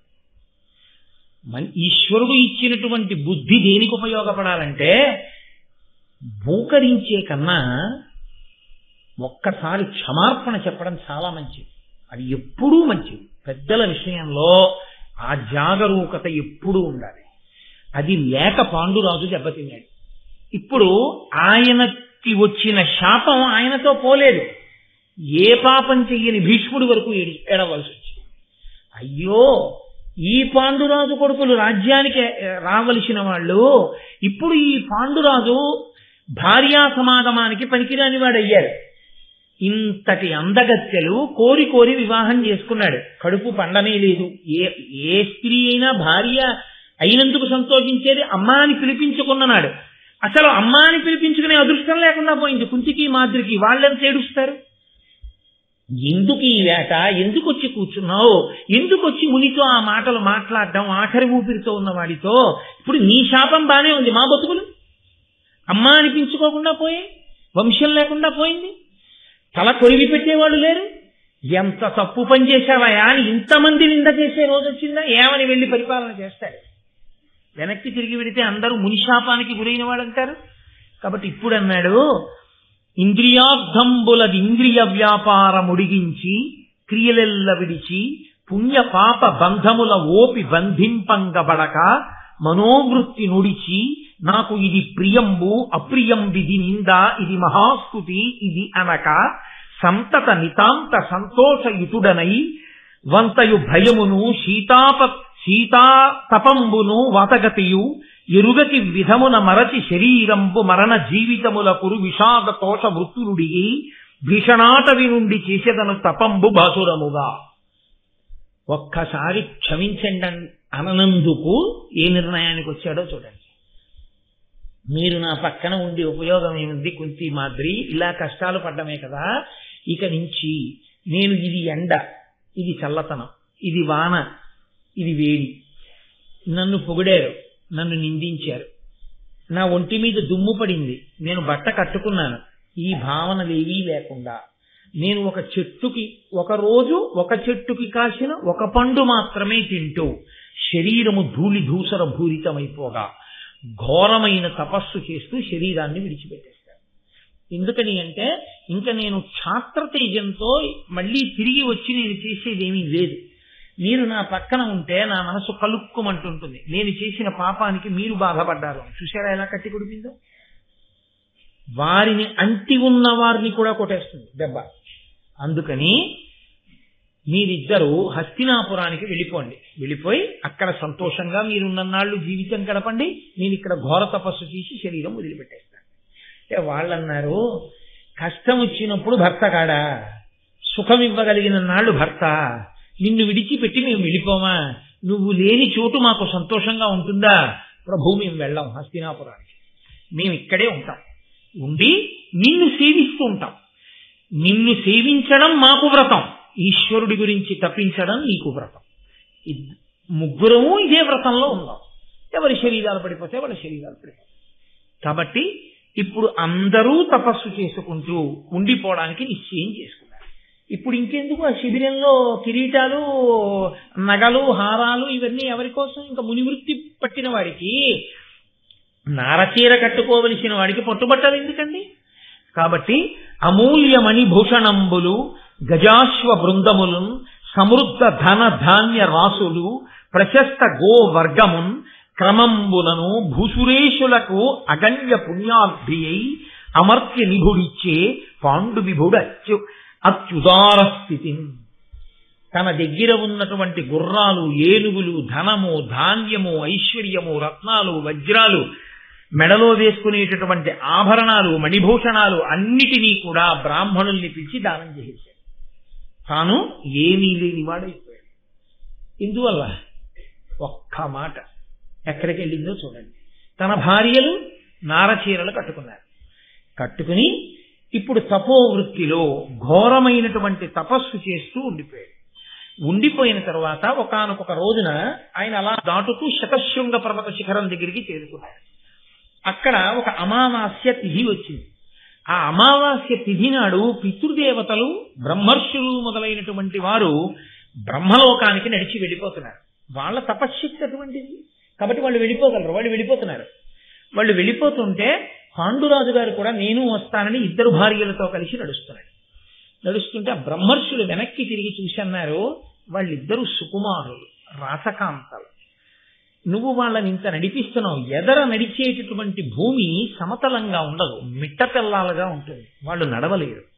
కాబట్టి అమావాస్య తిథి నాడు పరమేష్ఠి మహానుభావుడు చతుర్ముఖ బ్రహ్మగారి దర్శనం చేసి సేవించడానికి పితృదేవతలందరము బ్రహ్మర్షులము ఆయన లోకానికి వెళ్ళి దర్శనానికి వెళుతున్నాం.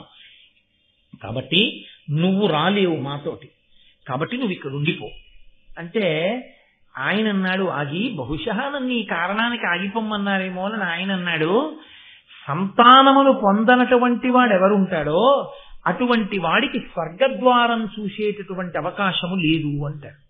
పున్నామ నరకము అని ఒక నరకం ఉంటుంది. ఆ నరకాన్ని పుత్రుడు, కొడుకుంటే మాత్రమే దాటగలరు అని.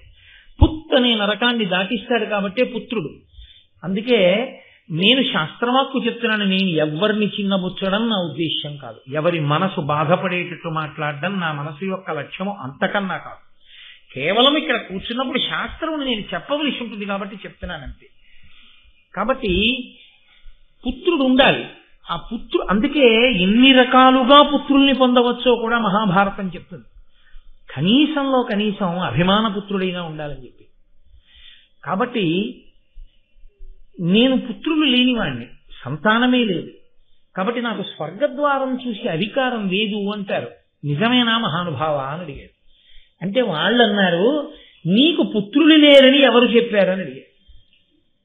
ఆయన అన్నాడు, అదేమిటి నాకు ఎలా ఉంటారు పుత్రులు, నాకు భార్యా సంగమము నిషిద్ధము, నేను మరణిస్తానని ముని శాపం ఇచ్చాడు నాకు, కాబట్టి ఇప్పుడు నేను ఎలా సంతానాన్ని పొందుతాను అంటే వాళ్ళు అన్నారు, మహానుభావుడైనటువంటి ధర్మస్వరూపుని వలన, వాయుదేవుని వలన, ఆ తరువాత ఇంద్రుని వలన, అశ్వినీ దేవతల వలన నీకు 5 కుమారులు తేజోవంతులు కలుగుతారు, నువ్వు ఉన్నత లోకములను పొందుతావు, కాబట్టి నువ్వు దాని గురించి విచారించవద్దు, నీకు సంతానం కలుగుతుంది, కానీ నీవు మాత్రము మాతో రావద్దు. కానీ నువ్వు అన్నావే వాక్కొకటే, పుత్రులు లేకపోతే ఆ ప్రమాదం వస్తుందా అని అడిగావే, అది యథార్థమే. ఒక గృహస్థు అంత జ్ఞానమును పొంది అటువంటి స్థితిని పొందితే అది వేరు మాట. ఓ శంకరాచార్యుల వారి స్థితో, లేకపోతే ఒక భగవాన్ రమణుల స్థితో, లేకపోతే ఒక పరమాచార్య స్వామి వారి స్థితో పొందిన వాడికి ఆ సూత్రము వర్తించదేమో, కానీ సామాన్యమైన గృహస్థుకు మాత్రం ఆ సూత్రము వర్తిస్తుంది. అపుత్రస్య గతిర్నాస్తి. కాబట్టి నాయన నీకు కొడుకు ఉండడం మంచిదే, కానీ ఉంటారు, నువ్వు ఎందుకు బెంగ పెట్టుకుంటావు అని వాళ్ళు వెళ్ళిపోయారు. ఆయన తిరిగి వచ్చేసాడు. తిరిగి వచ్చేసి భార్యలిద్దరినీ కూర్చోబెట్టుకుని కుంతితో, ప్రధానంగా మహారాజ్ఞి కనుక పెద్ద భార్య కనుక ఆవిడితో మాట్లాడుతూ ఒక మాట అన్నాడు. ఎప్పుడు మాట్లాడినా వాళ్ళు ధర్మం గురించే మాట్లాడతారు. ఈ శరీరమనబడేటటువంటి సాధనమును ఈశ్వరుడు ఇచ్చాడు, ఇదొకసారి పడిపోతే తరించడానికి మళ్ళీ చెప్పలేదు. కాబట్టి ఇది ఉండగా ఎలా తనని తాను దిద్దుకోవాలి, జాగ్రత్త పడాలనేటటువంటి ధర్మాన్ని ఆలోచిస్తారు. కాబట్టి ఆయన అన్నాడు, మనుష్యులకు సహజంగా 4 రుణాలు ఉంటాయి, దేవరుణము, ఋషి రుణము, పితృరుణము, మనుష్య రుణము. దేవరుణాన్ని తీర్చుకోవడానికి యజ్ఞయాగాది క్రతువులు చేస్తారు, నేను చేశాను, దేవరుణం తీరిపోయింది. ఋషి రుణం నైష్ఠిక బ్రహ్మచర్యము చేత, శాస్త్రములను అధ్యయనం చేయడం చేత, వేదాధ్యయనము చేత తీరిపోతుంది. నేను చదువుకున్నాను, వేదాంగములు చదివాను, నాకు ఋషి రుణం తీరిపోయింది.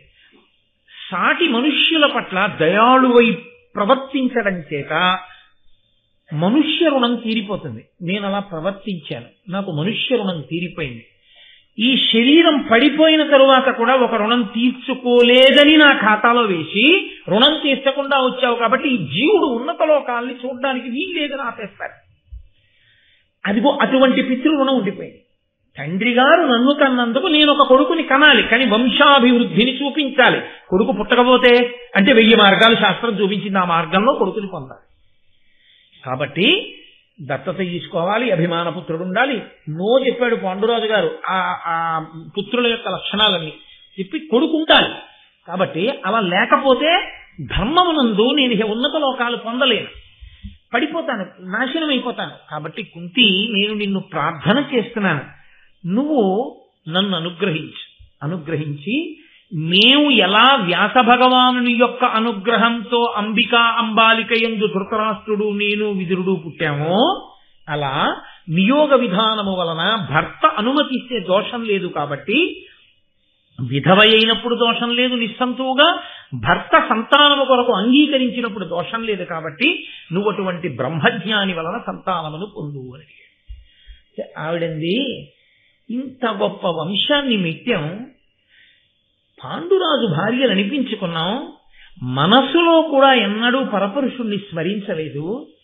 ఎంత ఆపద వచ్చిందయా ఇవాళ మనకి, తెలిసి నేను అలా సంతానాన్ని పొందడానికి నా మనసు అంగీకరించలేకపోతోంది. కాబట్టి మీరు ఎన్ని చెప్పినా అని ఆవిడ శ్వేతకేతోపాఖ్యానాన్ని ఉటంకిస్తూ ఆవిడంది, నాకు ఈ మార్గమునందు అనురక్తి కలగట్లేదు అంది. అంటే ఆయన 2 చేతులెత్తి నమస్కరించాడు. భర్త భార్యకి నమస్కరించడం అనేటటువంటిది హేయమైనటువంటి పద్ధతి. అలా దశరథ మహారాజు గారు రామాయణంలో ఎన్నో మార్లు నమస్కరించాడు. కైకాని మనసు మార్చుకోవాలి. ఆవిడ శిరస్సు తన్నింది. అసలు ఆవిడ విననేలేదు ఆయన మాట. ఇన్ని మాటలు పూడ్చబోయినా ఆవిడేం వినలేదు. శిరస్సు తన్నింది అన్నమాట అసలు ఆయన కోరికని మన్నించకుండా పోయింది. అంత ఉద్ధతితో ప్రవర్తించింది. ఆఖరికి చనిపోయాడు అనుకోండి పాపం మహానుభావుడు. ఈయన కూడా ఏం చేశాడంటే ఆ కుంతి దగ్గర అలయక ధర్మశాస్త్రములయందు పురాణములందు చెప్ప ఉత్పలదల నేత్ర విందుమ అపత్యము మేలని కావునన్ యశో నిలయుల పుత్రులంబడయు నీ కొనరించద సంగతాంగుళీదల విలసన్మదీయ కరతామర సద్వయ యోజతాంజలిన్. ధర్మశాస్త్రములు ఏం చెప్పాయో పురాణములు ఏం చెప్పాయో అది నేను నిన్ను అడిగాను. ధర్మ సంతానం కావాలని అడిగాను. ఈ విషయంలో ఇంకా వాదన చెయ్యకుండా నువ్వు నా మాట అంగీకరించవలసినది తామర మొగ్గల వంటి నా రెండు చేతులను కలిపి నీకు నమస్కరిస్తున్నాను అన్నాడు. అంటే కుంతికి కూడా సంతానవతి కావాలి అని కోరుకుంది. అది లేకుండా ఏ స్త్రీ ఉంటుందండి? అసలు అలా ఉండడం అనేటటువంటిది అయ్య బాబోయ్ అసలు నోటి మాటలో దానికి వ్యాఖ్యానం లేదు. అలా ఉంటుందన్న ఊహే లేదు అసలు శాస్త్రంలో. కాబట్టి ఆమెకి మాత్రం పరిస్థితి కలిసి రాలేదు తప్ప ఆమెకి తల్లి కావాలని ఎందుకు ఉండదు?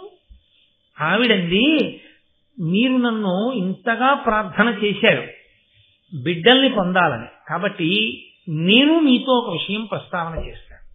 ఇది మీరు కుంతి జీవితంలో వస్తున్న వైక్లభ్యాన్ని గమనించాలి. ఆవిడ మహాతల్లి చిన్నతనంలో పెద్దవాళ్ళు చేయవలసిన పని చేసింది. దుర్వాసో మహర్షిని సేవించింది. పెద్దవాళ్ళు భయపడతారు ఆయన సేవ చేయడానికి, ఏ శాపం ఇస్తాడో.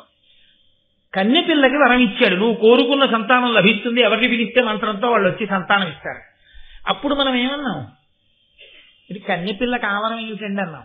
నేను మీతో అన్నాను పరదేవత ఎప్పుడు ఎందుకు ఏ కదలిక కదుపుతుందో మనకి తెలియదు, పరదేవత చాలా దూరం ఆలోచించి చేయిస్తూ ఉంటుంది అన్నాను. పరదేవత ఆనాడు కుంతికి వరాన్ని కటాక్షించింది కాబట్టి తేజోవంతులైన కుమారులు పాండురాజుకి ఇప్పుడు జన్మించారు. అది లేకుంటే కర్ణుడు పుట్టడం ఒకటే కాదు, పాండురాజు సంతానం లేనివాడైపోయి.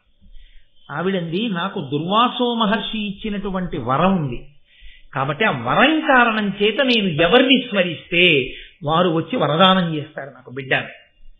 కాబట్టి నేను దేవతల్ని ప్రార్థన చేస్తాను, ఆ దేవతలు వచ్చి నాకు వరదానంగా ఇస్తారు పిల్లలు. కాబట్టి నీ అనుమతితో దేవతల వలన వరప్రసాదముగా పొందుతాను సంతానాన్ని. అప్పుడు నువ్వు తండ్రి అయ్యావుగా, ఇంకెందుకు బాధ? కాబట్టి నువ్వు చెప్పినటువంటి రీతి అక్కర్లేదు, నాకున్నటువంటి మంత్రశక్తి చేత దేవతల్ని పిలుస్తాను, నువ్వు అంగీకరించాలి. భర్త అంగీకారం దానికి ఉండాలి. నేను అలా నా మంత్రశక్తితో దేవతలను పిలిచి దేవతల యొక్క అనుగ్రహంతో సంతానాన్ని పొందనా? నాకు అలా కర్ణుడు పుట్టాడని మాత్రం ఆవిడ చెప్పలేదు. అంటే కన్యాగర్భము ఎంత ప్రమాదకరమో అన్నీ చెప్పగలదు, కానీ ఏది చెప్పలేదో చెప్పి భారతం తల కొట్టుకుని ఆ తప్పు జరగకూడదని వేనోళ్ళ చెప్పి ఆ కర్ణుడు దుర్యోధనుడి పక్కన చేరడం వల్ల లక్షల మంది తెగటారిపోయారు కురుక్షేత్రంలో. ఒక్క కన్యాపుత్రుడు ఇంత ప్రమాదాన్ని తెచ్చాడని చెప్పిన జాతికి వారసులు పనికి మాలిన వ్యాలంటైన్స్ డే ఇక్కడ చేయడం ఎంత ఘోరాపరాధమో ఆలోచించబడాలి. దానికి ప్రచారాలు చేయడం, దాన్ని పేపర్లలో వేయడం, దానికి పెద్ద విశేషాలు చూపించడం, ఆ రోజున అటువంటి సినిమాలు చూపించడం. ఆయన రచన చేసేటప్పుడు రావణాసురుడు గొప్ప తపస్వి, ఆయన తేజస్సుకి హనుమ కొట్టబడినట్టుంటే వాల్మీకి అదే రాశారు. ఆయన తేజస్సు చేత కొట్టబడినాడా అన్నట్టుగా ఉన్నారు హనుమ అని రాశారు. అదే రావణాసురుడు తప్పుడు పని చేస్తే తప్పుడు పని చేశాడు అని రాశారు. అందుకే ఒక పుస్తకాన్ని చదివేటప్పుడు కూడా పక్షపాతరహితంగా పుస్తకాన్ని చదవాలి తప్ప ముందే ఒక అభిప్రాయం ఏర్పరచుకునే పుస్తకాలు ఎప్పుడు చదవకూడదు. రెండు, ఒక పుస్తకాన్ని చదివి విమర్శ చేసేటప్పుడు వ్యక్తిగతమైనటువంటి రాగద్వేషాలతో చేయకూడదు. ప్రతిపాదింపబడినటువంటి విషయము యొక్క ప్రామాణ్యమును దృష్టిలో పెట్టుకుని మాత్రమే మాట్లాడవలసి ఉంటుంది. మూడు, పెద్దలు ఋషులు చేసినటువంటి వాంగ్మయానికి వ్యాఖ్యానం చేసేటప్పుడు ఋషి హృదయం ఎలా ఉందో అలా చెప్తే చాలు. అక్కర్లేనివన్నీ కొత్తగా నీ కళ్ళ జోడుతో నువ్వు చూసి కొత్త కొత్త విషయాలు తీసుకొచ్చి చెప్పక్కర్లేదు. కాబట్టి ఇప్పుడు మహానుభావుడు ఆయన అన్నాడు, ఆయనకి ధర్మం మీద ఉన్న అనురక్తి అటువంటిది. ధర్మమే నాకు కొడుకుగా వస్తే నా బిడ్డలు రక్షింపబడతారు. అంటే పాండురాజు లోకానికో సందేశం ఇస్తున్నాడు. నువ్వు నీ బిడ్డలకి ఎంత ఆస్తి ఇచ్చావన్నది కాదు రక్షించేది, నీ బిడ్డలకి నువ్వు ఎంత పొగరుబోతుతనం నేర్పావన్నది కాదు రక్షించేది, నీ బిడ్డల్ని నువ్వు ఎంత రెచ్చగొట్టి ఎంత భోగపరాయణులుగా బతకచ్చో నేర్పినటువంటి నీ పెంపకం కాదు వాళ్ళని రక్షించేది, నువ్వు నేర్పిన వినయం, నువ్వు నేర్పిన ధర్మమే వాళ్ళని రక్షిస్తాయి. లేకపోతే నువ్వు వెళ్ళిపోతావు, నువ్వు నేర్పిన పొగరబోతుతనంతో విడిచిపెట్టిన ధర్మం వాళ్ళని కాల్చేస్తుంది, అప్పుడు నువ్వు ఉండవు. కానీ నీ కింద వాళ్ళు పాడైన దానికి నిన్ను ఈడ్చి తీసుకొచ్చి నరకంలో పారేస్తారు. నీకున్న పుణ్యం ఏమైనా ఉంటే కూడా లెక్క పెట్టకుండా ఆ స్థితి తెచ్చుకో. పిల్లలకి ధర్మం నేర్పుకో, నేర్పింది మనకి. ఇది ధృతరాష్ట్రుడు చెయ్యలేకపోయాడు, ఇది చచ్చిపోతానని తెలిసి పాండురాజు చేశాడు. నా బిడ్డలు బాగుండడానికి ముందు పరాక్రమం కాదు, ధర్మం కావాలి. ధర్మం పెద్ద కొడుకుగా పుడితే తర్వాతవన్నీ కూడా ధర్మాన్ని అనుసరిస్తే రక్షింపబడతాయి. ఇన్నున్న నేను ధర్మాన్ని ఒక్కసారి విడిచిపెడితే కట్టి కుడిపింది. ఎన్నున్నా పైన ధర్మం ఉంది, ఆ ధర్మాన్ని మిగిలిన వాళ్ళందరూ వింటూ ఉంటే వాళ్లలో వచ్చేటటువంటి ఉద్ధార పతనములను, వైక్లభ్యములను, వాళ్ళ ఆలోచనలో వచ్చేటటువంటి తేడాపాణాలని పైనున్న ధర్మం రక్షించి వాళ్ళు వ్యగ్రత పొందకుండా ఎప్పటికప్పుడు నొక్కి పట్టుకుంటుంది. అప్పుడు ధర్మము వైపుకి అన్ని ప్రవహిస్తాయి, వాళ్ళని ఎదురుద్దేవాడు ఉండడు. కాబట్టి ముందు ధర్మాన్ని పెట్టాలి. ఎంత గొప్ప సందేశం అండి! నీ బిడ్డలకి ధర్మం ఒక్కటి నువ్వు నేర్పితే చాలు, వాళ్ళు రక్షింపబడి తీరుతారు. కాబట్టే ఆయన అన్నాడు, లలితాంగి ఎల్ల లోకములు ధర్మమునంద నిలుచు, పులుపుగా ధర్మం తలుపమా ఆతన మరి వేల్పుల లోపమ పెద్ద ధర్మమున సత్యమునన్. మన వంశం నిలబడడం కాదు లలితాంగి, ఈ 3 లోకములు దేనిలో నిలబడ్డాయో తెలుసా? ధర్మమునందు నిలబడి ఉన్నాయి. ఆ ధర్మాన్ని పిలు, ఆ ధర్మము రాశీభూతమైనటువంటి స్వరూపాన్ని పొంది, ఒక మనుష్య రూపాన్ని పొంది యోగ రూపంతో ధర్ముడు అన్న పేరుతో నీ దగ్గరికి వస్తుంది. అప్పుడు వరం అడుగు, నాకు నీ అంశతో కొడుకు కావాలి అని అడుగు. ధర్ముడు అటువంటి ధర్మమే, రాశీభూతమైన ధర్మము మన కడుపున పుట్టేటట్టు చేస్తాడు. వాడు పెద్దవాడిగా ఉంటాడు. ఏమిటో తెలుసా అండి పాండురాజు భయం? గభాలన నేను మరణిస్తే నా కొడుకులకి రక్షణ ఏది? జ్ఞాతివైరమే. తర్వాత నా బిడ్డలకి రక్షణ అన్నది ఒకవేళ నేను ఉన్నా, నేను పోయినా, ఇన్ని ఉండి ధర్మం వదిలి నన్ను నేను రక్షించుకోలేకపోయాను కదా. ఒకవేళ నేను ఉన్నా రక్షించేది ఆ ధర్మమే, నేను పోయినా వాళ్ళని రక్షించేది ఆ ధర్మమే. తండ్రి లేని నాడు తండ్రి స్థానం పెద్ద కొడుకుది. ముందు లోకాల్ని జయించగలిగిన వాడు పుట్టి చివర ధర్మం పుడితే, చివర చెప్పినటువంటి ధర్మం ఆ చిన్నవాడు చెప్పిన మాట పెద్దవాడు వినాలని లేదు. వాడి పౌరుషంతో వాడు ప్రవర్తిస్తాడు. ధర్మం తెలిసి చిన్నవాడు ఏం చేయలేడు. విభీషణుడు ధర్మాత్ముడై మాట వినని రావణుడు పెద్దవాడై పాడైనట్టు అవుతుంది. కాబట్టి ముందు ధర్మాత్ముడు వస్తే తండ్రి స్థానంలో నిలబడిన వాడు తప్పు అలా చేయదు, ఇది ధర్మం, మనం ఇలా చేద్దాం అని చెప్తూ ఉంటే మిగిలిన వాళ్ళ పౌరుష పరాక్రమాలన్నీ ధార్మికమైతే అప్పుడు వీళ్ళకి కావలసినవన్నీ వీళ్ళకి దొరుకుతాయి. కాబట్టి ముందు ధర్మం కావాలి. కాబట్టి కుంతి మనం నిలబడడం కాదు, ఎంత దూరం ఆలోచించాడో చూడండి. ఇప్పుడు మనం నిలబడడం కాదు, 3 లోకములు ఎందులో నిలబడ్డాయో తెలుసా? ధర్మంలో నిలబడ్డాయి. కాబట్టి ఆ ధర్ముని పిలిచి వరమడుగు అన్నాడు. ఆవిడంది భర్తకి ప్రదక్షిణం ఆచరించి, ప్రదక్షిణం చేసి ఒక్కసారి ఆ ధర్మస్వరూపాన్ని ప్రార్థన చేసింది. ఆయన ఎదురుగుండా వచ్చి నిలబడి అడిగాడు, ఏం కావాలని అడిగాడు. నీ అంశలో నాకు కుమారుడు కావాలి. ఆయన వరం ఇచ్చాడు, లభిస్తాడు అని. 12 నెలల తర్వాత ఆమెకి కుమారుడు లభించాడు. కుమారుడు జన్మించాడు కుంతికి. కాబట్టి పాండురాజు తండ్రి అయ్యాడు. భర్త అనుమతితో మంత్రాధిష్టాన దేవతానుగ్రహంగా ఆమె సంతానమును పొందింది. కాబట్టి పుట్టినటువంటి ధర్మరాజు గురించి చెప్తూ అంటారు, ఆయన శాస్త్రవజైత్ర తేజమున సర్వదిశల్ వెలుగంగా ఐంద్ర నక్షత్రయుతుండుగా శశి ప్రకాశ జయోన్నతమైన అష్టమిన్ మిత్రముఖ గ్రహ ప్రతతి మేలుగా ఆభిజితోదయంబునన్ పుత్రుడు ధర్మనంశమున పుట్టే అతి స్థిర ధర్మమూర్తి అయి. మహానుభావుడు ఆయన ఏ ఫాల్గుణ మాసంలో మనం ఈ మహాభారతాన్ని చెప్పుకుంటున్నామో ఆ ఫాల్గుణ మాసంలోనే బహుళ పక్షంలో అష్టమి తిథి నాడు అభిజిత్ లగ్నంలో జ్యేష్ఠ నక్షత్రంలో, ఆ నక్షత్రం పేరే పెద్దరికం కదండి, ఎవరికి ధర్మం తెలుసో వాడిది పెద్దరికం. కాబట్టి జ్యేష్ఠ నక్షత్రంలో అభిజిత్ లగ్నంలో సూర్యుడితో సహా గ్రహాలన్నీ శుభప్రదమైనటువంటి స్థితిలో ఉండగా ఈ ఫాల్గుణ మాసంలో బహుళపక్షంలో అష్టమి తిథి నాడు ధర్మదేవత యొక్క అంశమునందు సాక్షాత్ ధర్మరాజు ప్రభవించినాడు. ఆ ధర్మమే లోకంలో ధర్మరాజుగా పుట్టాడు కాబట్టి మహానుభావుడు ఈ లోకం మీద తిరగడం మొదలవుతోందనిట. లోకమంతా సంతోషపడిపోయిందిట. ధరణీసురువాదిగా ఉర్వరలోకల సర్వభూత వర్గం వెల్లన్ పరమోత్సవముందే గుణశరణ్యుడగు ధర్మ జన్మదినమునన్. మనకి కావ్యముల యందు పురాణముల యందు ఇది కనపడుతుంటుంది. ఎప్పుడు కూడా ప్రకృతి ఎలా ఉన్నది అన్నదాన్ని చెప్తూ ఉంటారు. ఒక కొడుకు పుట్టాడు, ప్రకృతి ఎలా ఉంది, మహాపురుషుడు పుడితే ఎలా ఉంటుంది, దుర్మార్గుడు పుడితే ఎలా ఉంటుంది. రామాయణంలో ప్రత్యేకించి యుద్ధకాండలో శకునములు అలా తెలుస్తూనే ఉంటాయి. అగ్నిహోత్రం కుడి చేతికి ప్రదక్షిణంగా వెలిగితే ఎలా ఉంటుంది, ఎడంపక్కకి తిరిగితే ఎలా ఉంటుంది, పొగొస్తే ఎలా ఉంటుంది, ఆకాశం అకస్మాత్తుగా చీకట్లు కమ్మితే ఎలా ఉంటుంది, ఉల్కాపతనం అయితే ఎలా ఉంటుంది, మనకి వాతావరణాన్ని చెప్తూ ఉంటారు. ధర్మరాజు గారు పుట్టినప్పుడు ఎక్కడ చూసినా ధరణీసురులాదిగా ఉర్వరలోకల సర్వభూత వర్గం బెల్లం పరమోత్సవముందేను. ఎందుకో తెలియదు, ఎవరికీ కారణం తెలియదు. ఒక్కొక్కసారి చూడండి, ఏమిటండో ఇవాళ చాలా హుషారుగా ఉన్నారు మీరు, ఏమిటోనండి పొద్దున్నుంచి మనసు అలాగే ఉంది, మనకి తెలియక్కర్లేదు. ఎక్కడో ఏ సాయంకాలమో ఫోన్ వస్తుంది, తన వంశంలో ఒక మహాత్ముడైనటువంటి వంశోద్ధారకుడు ఏ అన్నగారి కడుపునో తమ్ముడి కడుపునో ఎక్కడో పుడతాడు. వాడు మహానుభావుడు అనమాట, వాడు గొప్ప కీర్తి తేగలిగినటువంటి వాడు పుట్టాడు. ఇతనికి ఇంకా తెలియదు, ఫోన్ రాలేదు, కానీ ఎందుకో చాలా సంతోషంగా ఉంది.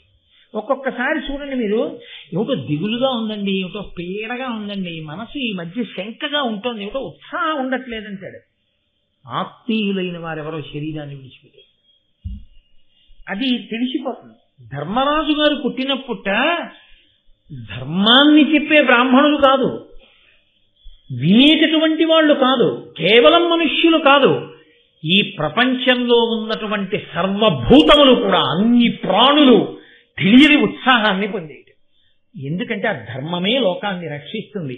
ఆ ధర్మ దేవత ఒక మహాపురుషుడి రూపంలో ఈ భూమండలం మీద తిరగడం మొదలుపెట్టింది. ఇది కుంతీదేవి ఈ జాతికి చేసినటువంటి మహోపకారం. కానీ కుంతీదేవి జీవితాన్ని మీరు గమనించండి, అంత గొప్ప వరం పొందింది, కన్యాపుత్రుణ్ణి కంది. కన్యాపుత్రుణ్ణి కన్నానన్న బెంగ కడుపులో ఉండిపోయి కొడుకును వదిలేశాడే ఏమైపోయాడో అన్న బెంగ పాండురాజుకి భార్యనయ్యానని సంతోషించింది. అయ్యో మాద్రి సమతిగా వచ్చిందని మళ్ళీ ఏడిచింది. పోనీలే అని సరిపెట్టుకుని ఇద్దరూ కలిసి సంతోషంగా భర్తని అనువర్తించారు. ఇంత గొప్పవాడని ఆ పాండురాజుకి శాపం వచ్చింది. అయ్యో పాండురాజుకి శాపం వచ్చింది, కానీ మళ్లీ దేవతల యొక్క అనుగ్రహంతో ఇంత గొప్ప కొడుకుని కన్నాన్ని సంతోషిస్తోంది. తర్వాత ఏమవుతుందో చూద్దరు. కానీ ఇప్పుడు ఇక్కడ ధర్మరాజు గారు పుట్టారు అని తెలిసింది. పాండురాజుకి కొడుకు పుట్టాడు అన్న వార్త ధృతరాష్ట్రుడికి వెళ్ళింది హస్తినాపురానికి. గాంధారి అనుకుంటోంది తోడికోడలు కదండి, విశాల హృదయం లేనప్పుడు. కాబట్టి ఆవిడనుకుంది, చూశారా అన్నీ రక్షించేస్తాయి అనుకోవడానికి ఏముండదు. ఒక్కొక్కసారి మనం చాలా రక్షణ అనుకున్నది మనని భక్షిస్తుంది. తన ఇంటి కుక్క తన్ని కరిచినట్టు, తన చేతి మెతుకులు తిన్న కాకి తన తల మీద పొడిచినట్టు. ఎంత చిత్రం అంటే, గాంధారి పరమశివుడి గురించి తపస్సు చేసింది కన్యగా ఉన్నప్పుడు. తపస్సు చేస్తే ఏం కావాలన్నాడు, 100 కొడుకులు 101 సంతానం కావాలని. తథాస్తు అన్నాడు. సత్సంతానం అనలేదు కదా, తథాస్తు అన్నాడు. మా వంశానికి ఎప్పుడు పిల్లల కొరత వస్తుంది, ఇంతమంది పిల్లలుండే పిల్ల ఇంటి కోడలైతే సింహాసనానికి ఇబ్బంది ఉండదు, పిల్లలు బాగా ఉంటారని తీసుకొచ్చి ధృతరాష్ట్రుడికి పెళ్లి చేశాడు భీష్ముడు. ఆ సుమలుడు కూడా ఒప్పుకున్నాడు. తీసుకొచ్చి పెళ్లి చేశారు.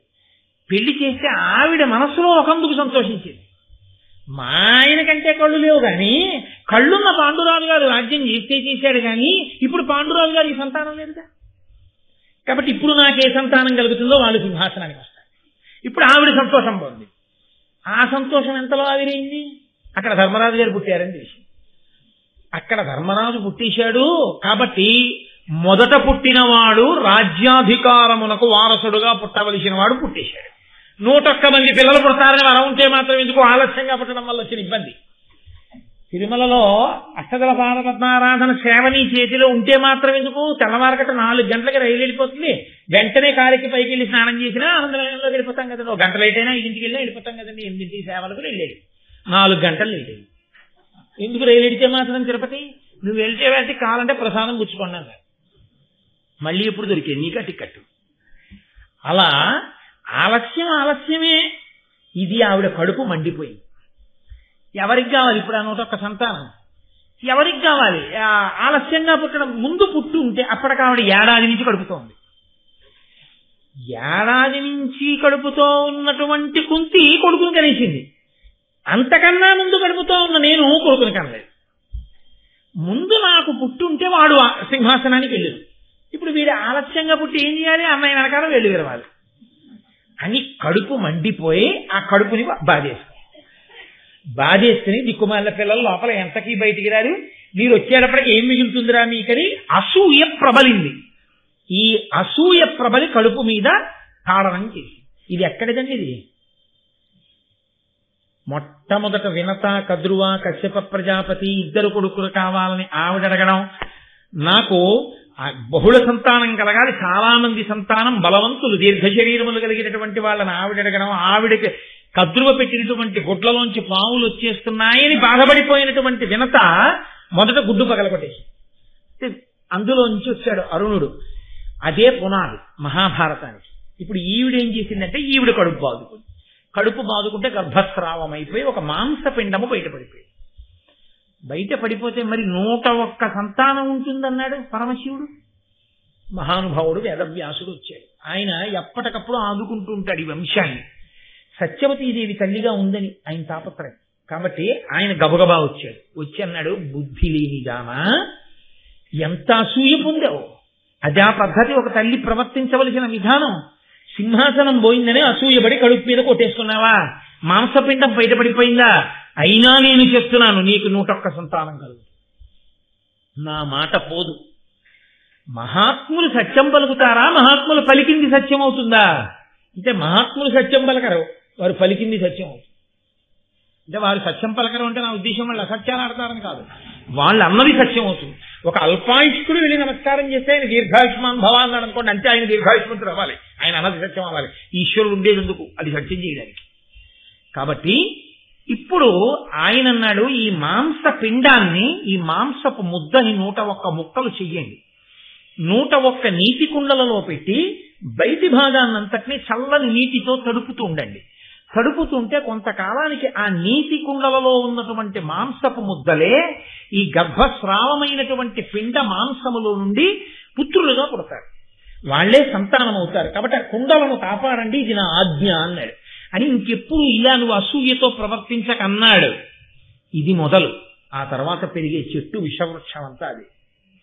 ఈ అసూయ ఎక్కడి వరకు వెళ్ళిందో అంటే తెలుసా అండి? చివర కృష్ణ భగవానుణ్ణి శపించేంత వరకు, ఆఖరణ తన కొడుకులందరూ చచ్చిపోయారు, కుంతికి పుట్టిన 5 కొడుకులు బతికే ఉన్నారు అన్న బాధతో ఆవిడ కోపంతో చూస్తుండగా కళ్ళకి కట్టుకున్న గుడ్డ కిందకి జారితే ఆవిడ కన్నులలోంచి వస్తున్నటువంటి చూపు ఎక్కడ పడుతుందో అని కృష్ణుడు పాండవుల్ని వెనక్కి లాగి ధర్మరాజును ఇచ్చాడు.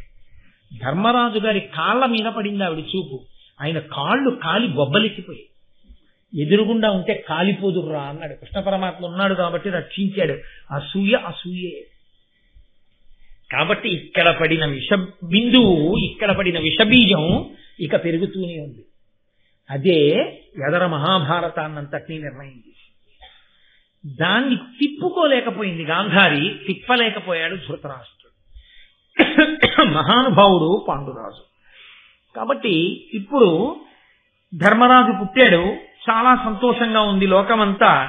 ఆయనకి నామకరణం చెయ్యాలి. అక్కడ ఉండేటటువంటి ఋషులందరూ వచ్చి జాతకర్మ నిర్వహించి ఈ పిల్లవాడికి పేరు పెడదాం అనుకుంటున్నారు.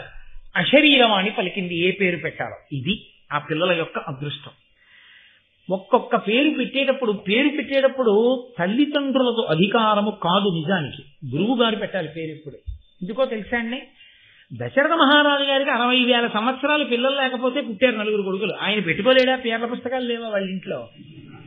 ఆయన పెట్టలేదు. ఎందుకు పెట్టలేదో తెలుసా అండి, తన పేరు చిరస్మరణీయం అవ్వాలంటే, ఆ పేరు లోకాల్ని ఉద్ధరించేదై ఉండాలంటే గురువు గారు పెట్టాలి. వశిష్ఠుడు పెట్టాడు రామా అని.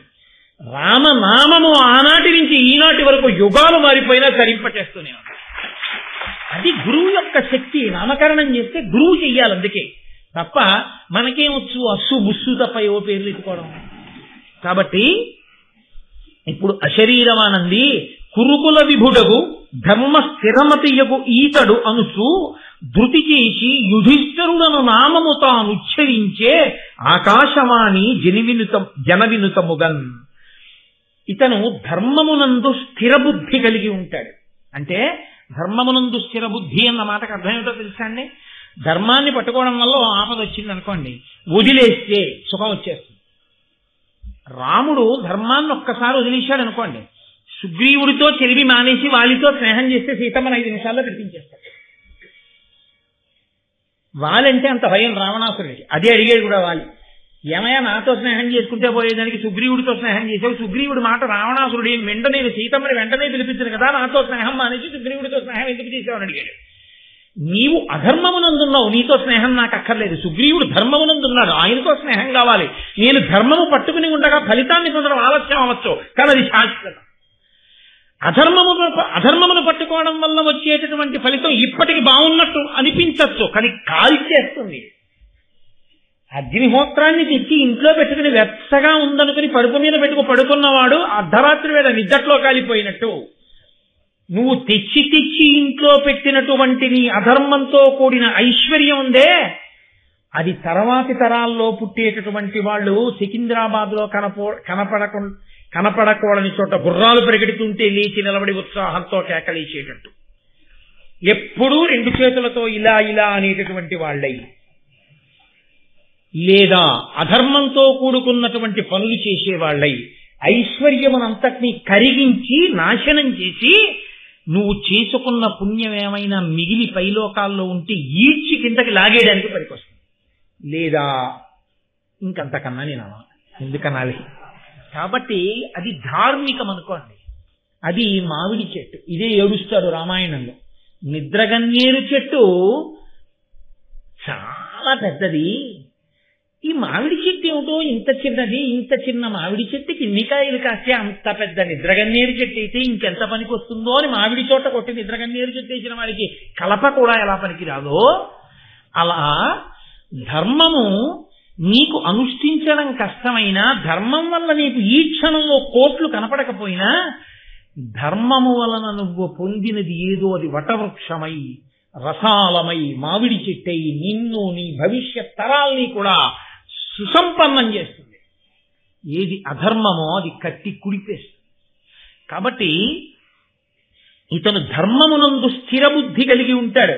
ఇవాళ ధర్మాన్ని పట్టుకుంటే కలిసి వచ్చేటట్టు లేదు, ధర్మాన్ని వదిలేస్తే మనకి కలిసి వచ్చేటట్టుంది, అందుకని ఇది వదిలేసి అది పట్టుకుందాం ఇవాళకి అని రాజీ పడడు. ఎప్పుడు ధర్మమే అని పట్టుకుంటాడు.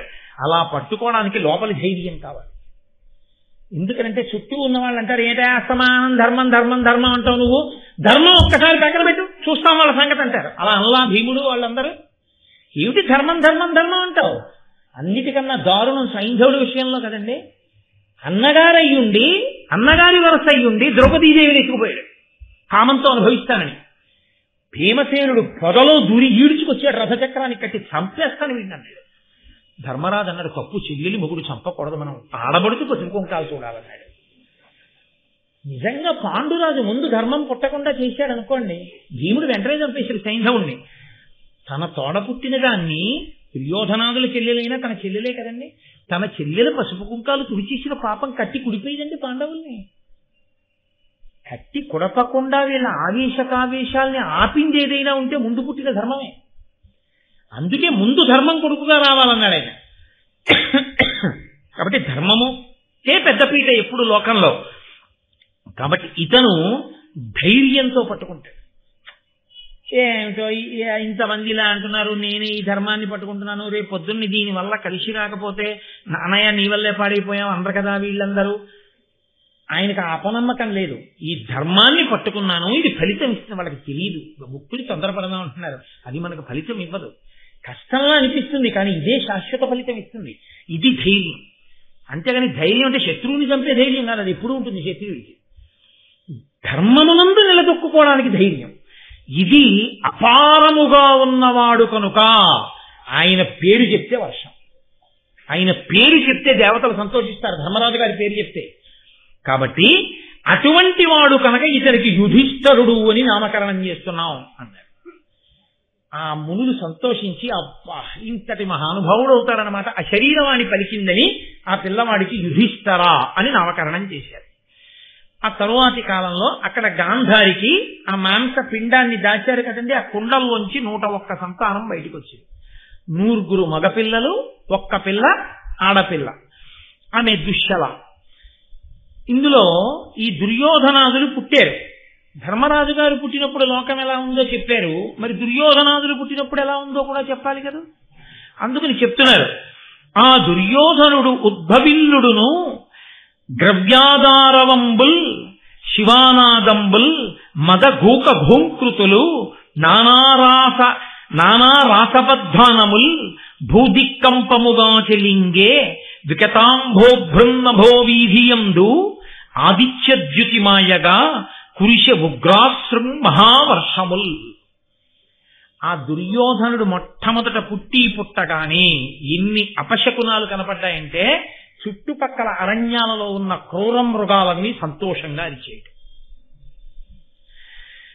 గుడ్లగూబలు పెద్ద పెద్ద అరుపులు అరుస్తూ లోకంలో బయటికి వచ్చి తిరిగాయి.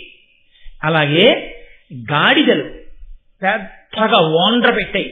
శివానాదముల్ అంటే ఆడనక్కలు పెద్ద పెద్ద కూతలు కూశాయి. భూమి అంతా కూడా అకస్మాత్తుగా ధూళి రేగి చీకటిగా అయిపోయి అకస్మాత్తుగా ఆకాశంలోంచి నెత్తుటి చుక్కలు కింద పడ్డాయి. ఇన్ని దుర్నిమిత్తములు కనపడితే భీష్మాదులు పరిశీలించారు. అరేరే ఈ పుట్టిన వాడిలో ఏదో ఇబ్బంది ఉంది అనుకున్నారు. ఆ పుట్టిన దుర్యోధనుడు గురించి చెప్తూ, అనిలుజుడు పుట్టిన దివసమునన అట దుర్యోధనుండు నరనుత ధృతరాష్ట్రునకున్ గాంధారికి అగ్ర నందనుడు గనుడు పుట్టే కలి అంశమునన్. కలిపురుషుడు ధృతరాష్ట్రుడికి గాంధారికి పెద్ద కొడుకుగా దుర్యోధనుడుగా పుట్టాడు. ఏ రోజున? ఇక్కడ భీముడు కుంతీదేవికి ఏ రోజు పుట్టాడో ఆ రోజే దుర్యోధనుడు పుట్టాడు. ముందు ఏడాది ముందు ధర్మరాజు గారు పుట్టాడు. కాబట్టి ఇప్పుడు వీళ్ళందరూ ఆ రోజు రాత్రి ధృతరాష్ట్రుడు ఒక్కడు కూర్చునుండగా వెళ్ళారు భీష్మాదులు. వెళ్ళన్నారు, కులాన్ని నాశనం చేసేవాడు పుట్టాడని మేము అనుకుంటున్నాం, ఇతని వలన దేశమంతా కూడా పాడవుతుంది, లేకపోతే ఇన్ని దుర్నిమిత్తములు కనపడవు. కాబట్టి రాజా నా మాట విని ఆ కొడుకుని విడిచిపెట్టేసేయి అన్నాడు. పుత్ర వ్యామోహంతో ధృతరాష్ట్రుడు అంగీకరించలేదు. ఉండవలసిందే, 9 ఉండవలసిందే అన్నాడు. అదే ధృతరాష్ట్రునకు ఒక వైశ్యకాంతయందు యుయుత్సుడు అనబడేటటువంటి కొడుకు కూడా పుట్టాడు. ఈ 9 ఆడపిల్ల కాకుండా పుట్టాడు.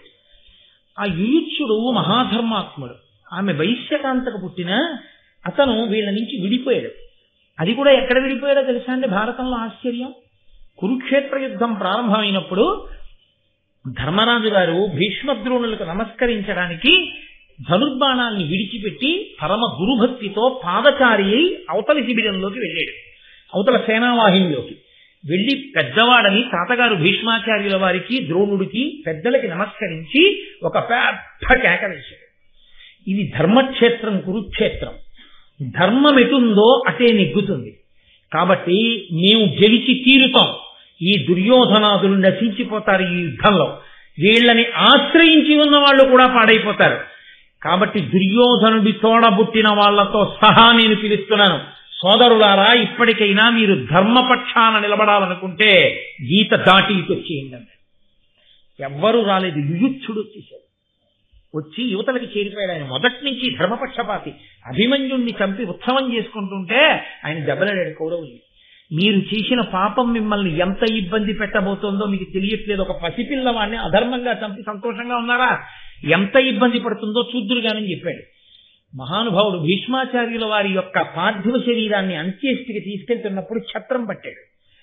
ధర్మరాజు గారు ఆయన ఎంత నమ్మాడంటే, ధర్మరాజు గారు రాజసూయాగం చేయడానికి కావలసినటువంటి బంగారం తీసుకురావడానికి హిమవత్ పర్వతంలో ఒక రహస్య ప్రదేశంలో ఉందని తెలుసుకుని విడుతూ ఆయన రాజ్యానికి చంటి పిల్లవాడైన పరీక్షిత్తుకి కాపు పెట్టి వెళ్ళవలసి వచ్చింది. యూచ్చుణ్ణి నమ్మి యూచ్చుణ్ణి కాపలా పెట్టాడు. ఈ యూచ్చుడు ధృతరాష్ట్రుడికి సేవ చేశాడు. చిట్ట చివర వైశ్య స్త్రీ వలన పుట్టిన నా కొడుకు అని మిగిలినవాడు ఆయన ఒక్కడే. ఆయన అంతటి ధర్మాత్ముడు. గాంధారి వలన పుట్టినటువంటి నూర్గురు దుర్మార్గులైతే ఒక వైశ్యకాంత వలన ధృతరాష్ట్రునికి పుట్టినటువంటి కుమారుడు మాత్రం అంత ధర్మాత్ముడయ్యాడు. కానీ ఆయనకి సింహాసనార్హత లేదు. పైగా మహానుభావుడు ధర్మరాజు గారు ఉన్నాడు.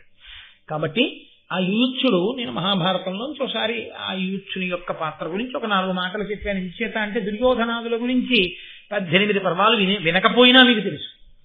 కానీ యూచ్చుడి గురించి ఒక 4 మాటలు అందుకని పరిచయ వాక్యాలుగా పలికాను.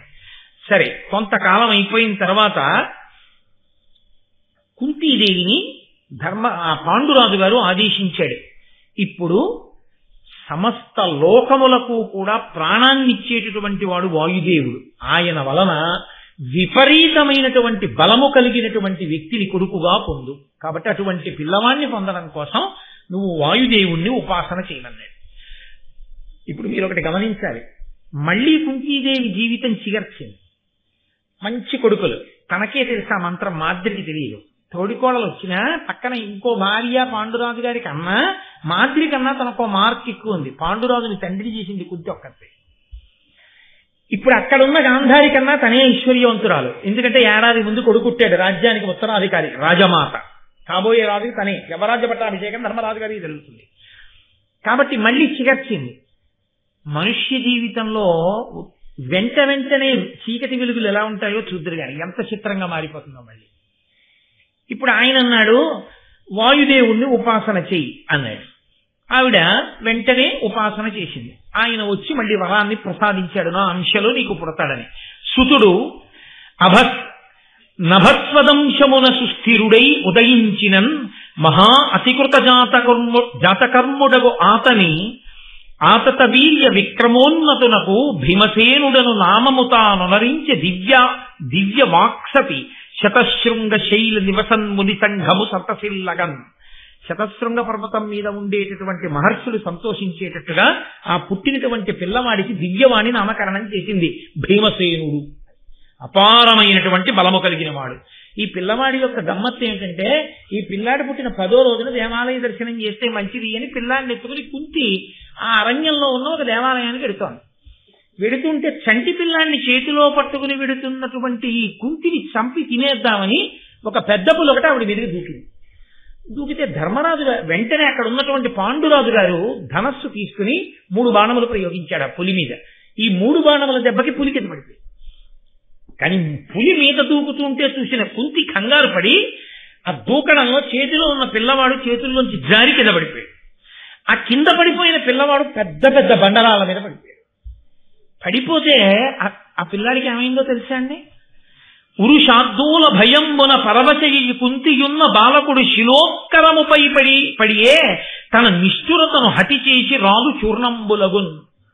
ఆ చేతిలోంచి జారి బండల మీద పడిపోయినటువంటి పిల్లాడు ఏమైపోయాడో అని పులి చచ్చిపోయిన తర్వాత చూస్తే ఈ పిల్లవాడు పడిన కారణం చేత బండలన్నీ పిండైపోయి 10వ రోజు పిల్లాడు. అంతటి బలశాలి భీమసేనుడు. ఇప్పుడు భీముడు పుట్టాడు. ఈ వార్తలన్నీ వెళ్ళవండి, అక్కడికి వెడుతున్నాయి.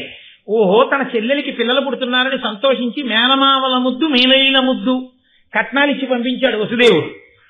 ఇప్పుడు పాండురాజు గారు తపస్సు మొదలెట్టారు. ఆయనకి ఏదో అనుమానం ఉంది, అక్కడ 9 పుట్టారు, ఇక్కడ 2 ఉన్నారు. కాదు, 3 లోకములను గెలవగలిగినటువంటి పరాక్రమవంతుణ్ణి కనాల్తాను. ఆయన ముందు ఇక ఎవరూ నిలబడకూడదు. అటువంటి వాళ్ళందరూ ధర్మరాజు పక్కన నిలబడాలి. కాబట్టి భీముడికి తోడుగా అంతటి బలాన్ని చేకూర్చాలనుకున్నాడు. దైవాన్ని నమ్మాడు. ఇంద్రుడి గురించి తపస్సు మొదలుపెట్టాడు. కొడుకున్ త్రిలోక విజయం పడయుదునని ఘోరమగు తపం వనరింపం తొడగే సురనాజు నెడలో నిడుకొని ఏకాగ్ర బుద్ధి ఏకాంతమునం. 3 లోకములను జయించగలిగినటువంటి కుమారుడు నాకు పుట్టాలి, అటువంటి పుత్రుడు ఇంద్రుడి అనుగ్రహంగా పుట్టాలని ఇంద్రుడి గూర్చి తపస్సు ఒంటికాలి మీద చేస్తూ 1 ఏడాది పాటు నువ్వు వ్రతం చెయ్యి కుంతి అని ఆదేశించి 1 ఏడాది తపస్సు చేశాడు. ఇంద్రుడు ప్రత్యక్షమై ధర్మరాజు గారికి వరం ఇచ్చాడు. ఆయన అన్నాడు, పుత్రుడు నీకుదయించు, అమిత్ర క్షయకరుండు, బంధుమిత్రాంబుజ సన్మిత్రుండని వరమిచ్చిన ధాత్రీపతి పొంగి పృథకు తానిట్లనియన్. నీకు 3 లోకములను గెలవగలిగినవాడు, తనకి బంధువైనటువంటి వాళ్ళందరినీ రక్షించగలిగినవాడు, స్నేహితుల్ని రక్షించగలిగినవాడు, తనకి శత్రువులైన వారిని తెగటార్చగలిగినటువంటి వాడు, అంతటి గొప్ప కొడుకు నీకు పుట్టేటట్టుగా వరమిస్తున్నానన్నాడు. వెంటనే ఆయన పిలిచి కుంతినన్నాడు, ఇప్పుడు నువ్వు నీకున్నటువంటి మంత్రంతో దేవేంద్రుణ్ణి పిలు, ఆయన వరంతో ఇప్పుడు ఇంద్రాంశలో కూడా ఒక కుమారుణ్ణి పొందు. వెంటనే ఆమె తనకున్నటువంటి మంత్రంతో ఇంద్రుణ్ణి పిలిచింది. ఇంద్రుడు వరమిచ్చాడు. స్థిర పౌరుషుండు, లోకోత్తరుడు, ఉత్తర ఫల్గుని ప్రథమ పాదమునన్ సురనాజు అంశమున భాసుర తేజుడు, వంశకరుడు సుతుడుదయించాను. వంశకరుడు, మిగిలిన వాళ్ళ పిల్లలందరూ చచ్చిపోతే పాండవుల యొక్క మిగిలిన పిల్లలందరూ చచ్చిపోతే ఉప పాండవులందరూ ఒక్క అర్జునుడి కుమారుడైన అభిమన్యుని యొక్క పరీక్షిత్తు మాత్రమే పాండవ వంశానికి అంకురంగా మిగిలిపోయాడు. అందుకని వంశకర్త అర్జునుడు. అందుకని అంతటి మహానుభావుడు పుట్టాడు. ఎంత దూరదృష్టితో అడిగినటువంటి వరం ఈశ్వరుడికి చేసిన సేవ ఎలా ఫలించిందో చూడండి. ఆ వంశాంకురం మిగిలింది. లేకపోతే కురుక్షేత్రం వేటికి ఆ వేసిన బ్రహ్మశిరోనామకాస్త్రానికి ఆ ఉత్తరాగర్భాంతర్గతమైనటువంటి పరీక్షిత్తు కూడా నశించిపోతే ఇంత కురుక్షేత్రంలో సామ్రాజ్యం సంపాదించిన సింహాసనానికి మళ్ళీ వారసులు లేరు. ఎప్పుడూ అదే ఇబ్బంది వాళ్ళకి. కాబట్టి ఇప్పుడు ఆ అర్జునుడు పుట్టాడు. ఆయన అన్నాడు, పాండురాజు అన్నాడు, ధనము, విద్య, సంతానము దీంట్లో ఎవరికి మాత్రం తృప్తి ఉంటుంది? ఇంకా ఇంకా ఇంకా ఇంకా పిల్లల్ని కనాలని ఉంటుంది కదా కుంతి, అందుకని 3 కొడుకుల్ని పొందాను అన్నాడు. విను, కార్తవీర్యు కంటెను వీరుడగుట అర్జుననామీతండ ఒనరలదాల్సు. ఆ పిల్లవాడికి ఏ పేరు పెట్టాలి అని ఋషులు జాతకర్మ చేసి పేరు పెట్టడం కోసం కూర్చున్నారు. అర్జునుడు పుట్టినప్పుడు విచిత్రం ఏమిటో తెలుసా అండి? శతశృంగ పర్వతం మీద ఆ రోజు ఉన్న హడావిడిని నన్నయ్య గారు దేంతో పోల్చారో తెలుసా? అసలు ఆ ఉపమానాన్ని ఎవరు ఊహించలేదు. అంత గొప్ప సంరంభంతో పోల్చారు. అంటే పెళ్లివారి ఇల్లులో ఉందండి అంట. ఆయన దాంతో అనలా. చతుర్ముఖ బ్రహ్మగారు సృష్టి ప్రారంభం చేసిన రోజున ఎంత మంగళకరంగా, ఎంత కోలాహలంగా ఉందో అంత కోలాహలంగా ఉంది శతశృంగ పర్వతం. ఎవరెవరు వచ్చారో తెలుసా అండి ఆ పిల్లాన్ని చూడ్డానికి? మహావీరుడు, లోకాన్ని ఉద్ధరించగలిగినటువంటి వాడు. నిజంగా అసలయ్య బాబోయ్, ఆ అర్జునుడు ఆ గాంధీవం పట్టుకోవడం, ఆ రథం మీద వెళ్ళడం, ఆయన ధర్మనిరతి, ద్రోణుణ్ణి చూస్తే చాలు ఇలా ఉండిపోతాడు. అసలు గురువు గారిని ఎడం భుజం వైపు ఉండనివాడు, ఎప్పుడు కుడి భుజం వైపుకు పెట్టుకు తిరుగుతాడు ద్రోణుణ్ణి. అంత గౌరవం, అంతటి తేజోమూర్తి, అంతటి మహానుభావుడు. ఎవరెవరు వచ్చారట?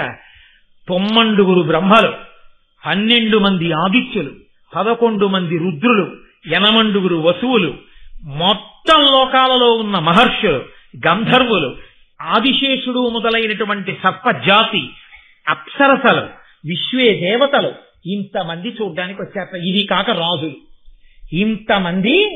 ఈ పిల్లవాడు ఏమి త్రిలోక పూజితుడవుతాడు, రాజ్యంతటి మహాపరాక్రమవంతుడవుతాడని ఆ పిల్లాన్ని చూడ్డానికి వచ్చారు. ఋషులు కూడా ఈ పిల్లాడికి ఏం పేరు పెట్టాలనుకున్నారు. అప్పుడు చెప్తోంది శరీరవాణి. విను, కార్తవీర్యు కంటెను వీరుడగుట అర్జుననామీతండ ఒనరొల్లాల్సు. ఈ పిల్లవాడు కార్తవీర్యార్జునుడి కంటే గొప్పవాడైనటువంటి కారణం చేత ఈ పిల్లవాడికి అర్జునుడు అని పేరు పెట్టండి.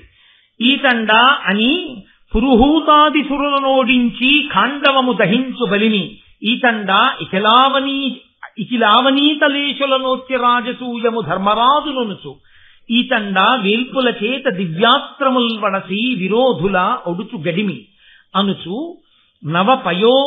నవపయోద నినత గంభీరమైన గస దివ్యవాణి గగన వీధి కురిశ పుష్పవృష్టి సురదుందుభిధ్వనుల్ ఎగసే సకల భువన వలయ అద్రువ. ఈయన పుట్టి ఈయనకి నామకరణం చేస్తున్నప్పుడు అశరీరవాణి ఈయన ఎంత అవుతాడో చెప్తోంది. ఒకనొకనాడు అర్జునుడు, ఆ హైహయ వంశంలో పుట్టినటువంటి కార్తవీర్యార్జునుడు మహానుభావుడైనటువంటి దత్తాత్రేయుల వారిని సేవించి ఆయన అనుగ్రహంతో 1000 చేతులు పొందాడు. 1000 చేతులు పొంది అంత బలపరాక్రమములు కలిగినటువంటి వాడు రావణాసురుణ్ణి పురుగు కింద తీసుకెళ్లి కారాగారంలో బారేశాడు. అంతటి బలశాలి కార్తవీర్యార్జునుడు. అంటే ఆ కార్తవీర్యార్జునుడి కన్నా బలవంతుడవుతాడు కాబట్టి ఇతనికి అర్జునుడు అని పేరు పెట్టండి. ఇతను దేవతలందరూ కట్టుకుని వచ్చినా ఒక పక్క బాణములతో వాళ్ళని ఓడిస్తూ, ఒక పక్క బాణములతో వర్షము పడకుండా పంజరాన్ని కట్టి ఖాండవనాన్నంతటినీ అగ్నిహోత్రుడు కాల్చేయడానికి వీలైన రీతిలో స్థితిని కల్పించి అసలు అనితర సాధ్యమైనటువంటి విలువిద్యని ప్రదర్శిస్తాడు. కాబట్టి అంత గొప్పవాడవుతాడు రాబోయే రోజుల్లో. ఇతడే ఈ భూమండలం మీద ఉన్న రాజులందరినీ ఓడించి అన్నగారైన ధర్మరాజు చేత రాజసూయ యాగం చేయిస్తాడు. ఇతడే దేవతలందరినీ తపస్సు చేత మెప్పించి దివ్యాస్త్రములన్నింటినీ ఒక్కడే పొందుతాడు. ఇతడే ఇంత గొప్పవాడు అని వచ్చినటువంటి మేఘం పెద్దగా ఉరిమినట్టు ఆకాశంలో అశరీరవాణి ఆనందంతో ఉరిమిందిట.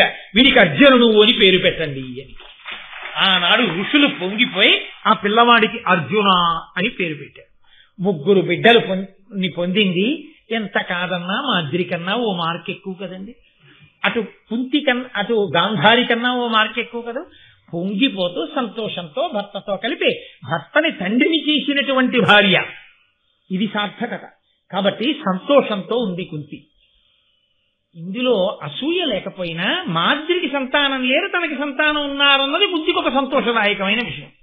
ఒకరోజు పాండురాజు ఒక్కడే కూర్చున్నప్పుడు మాద్రి ఆయన దగ్గరికి వెళ్ళింది. వెళ్ళి ఆవిడంది, భానునిభుండు పాండుజనపాలుడు ఘోర తపంబు చేసి కోరిన కోర్కికిందగ కుంతి సుతత్రితయంబుగాంచి గాంధారియు అక్కడం సుతశతంబు ముదంబునరంగగాంచి నే బోరచి ఆడుపుట్టువున పుట్టి నిరర్ధక జీవితనైతి సంసార సుఖావహంబైన సత్సుత జన్మము కాన బోలమి.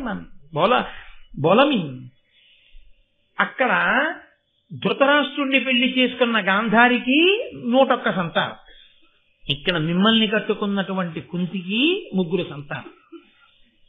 ఒక్క ధృతరాష్ట్రుడు, పాండురాజు అన్నదమ్ములు పెళ్లి చేసుకున్న ఆడవాళ్లలో అసలు సంతానం లేకుండా మిగిలిపోయిన దాన్ని నేను ఒక్కదాన్ని.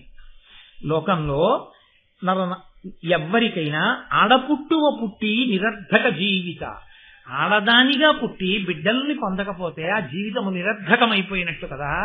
కాబట్టి నాకు మాత్రం అమ్మ అనిపించుకోవాలని ఉండదా. కాబట్టి కుంతికి ఏ మంత్రం తెలుసో ఆ మంత్రం నాకు ఉపదేశం చేయమనండి, మీరు అనుమతించండి, మీరు ఏ దేవతల్ని పిలవమంటారో వాళ్ళని పిలిచి నేను తల్లినవుతాను. ఆయన అన్నాడు, చూస్తున్నాను మాద్రి, కుంతి బిడ్డలకి తల్లి అయింది, నువ్వు చిన్న బుచ్చుకు తిరగడం గమనించాను, నిజమే, నీ కోరిక సమంజసం. కుంతిని ఇప్పుడే పిలిచి నీకు ఉపదేశం చేయమంటాను, నా మాట కాదనదు అని కుంతీదేవిని పిలిచి నీకున్న మంత్రాన్ని మాద్రికి కూడా ఉపదేశం చేయి అన్నాడు. అయిందా పాపం వెంటనే. ఇప్పుడు మాద్రికి కూడా పిల్లలు పడతారు. అసూయ లేకపోవచ్చు, కానీ ఎక్కడో మళ్ళీ సమానత్వం వచ్చేసింది కదా. పాండురాజుని తండ్రిని చేసింది ఆవిడ, ఈవిడ కూడా. కాబట్టి మంత్రోపదేశం చేసింది. ఇది అంతర్లీనమైన విషయం. ఇది మీకు నేను ఎందుకు చెప్తున్నానంటే, మనం ఈశ్వరుడి విషయంలో మనమని ఎందుకు అనాలి? మీ అందరూ ప్రాజ్ఞులు, భక్తులు, మిమ్మల్ని అనకూడదు. నా బోటిగాడు ఏం చేస్తుంటాడంటే, ఈశ్వరుడి విషయంలో ఒక తప్పిదం చేస్తుంటాడు. కలిసి వచ్చిందనుకోండి నా అంతవాడు, కలిసి రాలేదనుకోండి దిక్కుమాలిన ఈశ్వరుడు. చూడండి అలా చేశాడు, ఎంత పూజ చేశాను, ఇదే నాకు ఇవ్వవలసినటువంటి బాధ అంటారు. నేను చేసిన కర్మ ఏదో ఉండకపోతే ఇంకా ఇప్పుడు భక్తితో ఉన్నానో లేనో కూడా తెలియదు, కానీ 4 మాటలు నామని చెప్పినందుకు ఇంత తగ్గించాడేమో కష్టానన్న ఆలోచన రాదు. మనుష్య జీవితమునందు సుఖదుఖములనేటటువంటివి చీకటి పగలులా, ఎత్తు పల్లంలా, ఓవర్ బ్రిడ్జ్ అట్నుంచి కష్టపడి సైకిల్ తొక్కినవాడు ఆ పైనున్నటువంటి బిందువు దాకా చేరిపోతే ఇంకక్కడ సైకిల్ తొక్కక్కర్లేదు. హాయిగా గాలేస్తుండగా అలా వదిలిపెట్టేసి ఆటలు అవి పాడకూడదు, జాగ్రత్తగా చూసుకుంటూ సంతోషంగా మళ్ళీ కదిలి దిగిపోవచ్చు. ఎక్కేటప్పుడు కష్టం ఉంటుందేమో, వెంటనే కిందకి మళ్ళీ దిగేటప్పుడు సంతోషం. కష్టం వచ్చింది అంటే కనుక సుఖం ఉంటుంది, సుఖం వచ్చింది అంటే కష్టం ఉంటుంది. పెళ్లి చేసుకున్నప్పుడు అమ్మాయ మంచి భార్య వచ్చిందని సంతోషంగా ఉంటుంది. ఓ 2 ఏళ్ళు అయ్యేటప్పటికీ ఏమిటో పిల్లలు పుట్టట్లేదు, ఇంకా దక్షారామ కనపడినవన్నీ చెట్లకు కట్టేయడం, పుట్టలకు కట్టేయడం, కనపడ్డ వాళ్ళందరి దగ్గరికి వెళ్ళిపోవడం, వాళ్ళందరూ పుట్టింది ఈశ్వరుడిని జీవించేది వీళ్ళకి సలహా చెప్పడానికి అన్నట్టుగా వాళ్ళ మీదకి వెళ్ళి అప్పుడు పడిపోయి అయ్యా నాకు బిడ్డలు ఎలా అని నిలదీసేయడం అన్ని ప్రారంభమవుతాయి. పుట్టాడో కొడుకు, పుట్టిందో కూతురు, ఇంకా వాళ్ళు తప్ప ప్రపంచం ఏది అన్నట్టు పొంగిపోయి ఆ 2nd ఫ్లోర్ లోంచి గ్రిల్లోంచి చూస్తుంటే పిల్ల బ్యాగులు వేసుకుని పరిగెత్తుకు వచ్చేస్తుంటే బోట్లతోటి ఆహాహా నా పిల్లల్ని సంతోషపడిపోయి తలుపు తీసి ఎదిరెళ్ళి ఇద్దరిని 2 చేతులతో ఎత్తుకుని, బలం ఉన్నందుకు పెద్ద చేతులు ఉన్నందుకు ఈశ్వరుడు 2 బిడ్డల్ని ఎత్తుకుని అదృష్టాన్ని ఇచ్చాడు, ఇద్దరిని చెరవ సంఖ్య ఎత్తుకుని తీసుకొచ్చి కూర్చోబెట్టి ఏదో 4 హాట్లో స్వీట్లో తీసుకొచ్చి వాళ్ళకి పెట్టి వాళ్ళు సంతోషపడిపోయి బ్యాగులు వేసుకుని మళ్ళీ ప్రైవేట్కి వెళ్ళిపోతుంటే వీడు మురిసిపోవడం. ఈలోగా వచ్చింది ఇంటర్మీడియట్, ఎంసెట్. ఇంకా టీక పట్టుకుని తల్లి ఒరే ర్యాంకు వచ్చేసింది. వాడు బీటెక్ చదువుకోవడానికి ఎక్కడికో వెళ్ళిపోయాడు. ఏమిటో పాపం వాడు ఉంటే ఈ వంకాయ కూర తినేవాడు, ఏమిటో పాపం వాడు ఉంటే ఈ మామిడికాయ పప్పమ్మ అనేవాడు, ఏమిటో పిచ్చివాడు అక్కడ ఉండి ఆ హాస్టల్ తిండి తింటూ ఎక్కడో ఉన్నాడు. బుడుక్కుని సాంబార్ కోసేస్తారు అక్కడ, ఏం తింటున్నాడో ఏమిటో అని వీడి ఇక్కడ తినలేక బాధపడ్డాం. ఓ పక్క వాడు ఇంజనీర్ అవుతున్నాడని సంతోషపడ్డాం. ఈలోగా ఫోన్లే కొడుకుని కూతురులోనే చూసుకుని సంతోషంగా ఉన్నాననుకో. ఆ కొడుకు ఇంజనీర్ అయి కాస్త ఉద్యోగానికి వెళ్ళిపోయే లోపల 6 నెలలు ఉండే లోపల కూతురు పెళ్ళైపోవడం. అయ్యో ఆడపిల్ల వెళ్ళిపోయింది అత్తవారింటికి అని మళ్ళీ అదో బెంగ. ఆ పిల్ల గుర్తొచ్చినప్పుడల్లా ఏదో బాధ. ఏమి ఇప్పుడు అమ్మాయికి ఏం నష్టమేం లేదు, కానీ పితృ సంబంధమైనటువంటి బెంగ. అయ్యో కూతురు. ఆ కూతురు సరే అత్తవారింటికి వెళ్ళిపోయింది. ఈ కొడుకు ఉద్యోగం వచ్చి వాడు వెళ్ళిపోయాడు. వాడిని సెలవు పెట్టరా అంటే వస్తాడు, కానీ పాపం వాడి ఉద్యోగం అందుకని అడగలేదు. వాడికి ఉండేది శని ఆదివారాలు. ఎన్ని వారాలు వచ్చేయమంటావు? ప్రతి వారం ఎప్పుడో ఒకసారి తొలెక్కల మెరుపులో వస్తాడు, వెళ్ళిపోతుంటాడు. ఇప్పుడు మళ్ళీ గ్రిల్ దగ్గర నిల్చున్నాడు. పిల్లలు అలా వెళ్ళిపోతూనే ఉన్నారు స్కూల్ నుంచి. ఇలా మా పిల్లలు కూడా వస్తుండేవారని ఏమిటో ఏమిటి మిగిలింది మనకు ఆఖరికి. పెళ్ళైనప్పుడు ఇద్దరం ఎలా ఉన్నామో ఇప్పుడు మళ్ళీ ఇద్దరం అలా ఉన్నాం. ఉండడానికి ఉన్నారు పిల్లలు, ఆవిడేమో అక్కడ వీడేమో ఇక్కడ. ఫోన్ చేసినప్పుడు చెప్పడం, మీ అమ్మకి జ్వరంగా ఉందిరా అని చెప్పడానికి కూడా బాగుండదు. చెప్తే పాపం పిల్లలు బెంగెట్టుకుంటారు కదా, మీ అమ్మకి ఏమిరా లక్షణంగా ఉందని అబద్ధాలు. ఏమిటి మాట మళ్ళీ ఇద్దరం. ఏదైనా ఇంట్లో మొదటి పదార్థం వండితే నేను అది తినడం. ఏమిటి సంతోషం? ఏరి ఆ పళ్ళాలు పట్టుకుని వాళ్ళు సంతోషంగా ఇప్పుడు అని ఎక్కడో కుదరం. మళ్ళీ ఓ మనవడు వస్తాడో మనవరాలు వస్తుంది, మళ్ళీ ఓ ఆశ. ఇలా గ్రిల్లోంచి చూసి వీడేదో కొంచెం ఖేదపడుతుండగా గడియారం టంగ్ టంగ్ టంగ్ అని 6 కొట్టింది. 6:15 అయితే దొరగారు వస్తారు, భారతానికి వెళ్ళాలని లోపలికి వెళ్ళి పంచి కట్టుకోవాలి కదండి. ఏది ఎత్తు పల్లం ఇదే కదరా చెప్తున్నాం. భారతంలో ఇంతకన్నా ఏముంది కనుక. కానీ ఈశ్వరుడు శాశ్వతం కాబట్టి భారతమే బాగా చెప్తుంది సరిగ్గా. ఇవన్నీ ఉంటాయి, తప్పదు, ఏం చేస్తాం, వెడుతుంటుంది మనసు అనుకుని సరిపెట్టుకుంటూ ఉంటాడు, అంతే కదా. అది భారతంలో పైకి కనపడకుండా పాత్రల యొక్క కష్ట సుఖాలను ఎంత అందంగా తీసుకొచ్చి చూపిస్తారో. కాబట్టి ఇప్పుడు మాద్రికి పిల్లలు పుట్టారు, సంతోషం. పాపం కుంతికి అసూయ ఏం లేదు, అలా అనడానికి కూడా లేదు.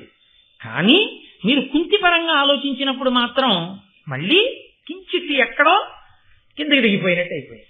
మాద్రికి బిడ్డలు పుట్టారు. ఆయన పాండురాజు గారు అన్నాడు, ఈ లోకమునంతటినీ కూడా రక్షించేటటువంటి మహానుభావులు అశ్విని దేవతలు, వాళ్ళిద్దరిని స్మరించు, వాళ్ళిద్దరి వలన బిడ్డల్ని పొందు.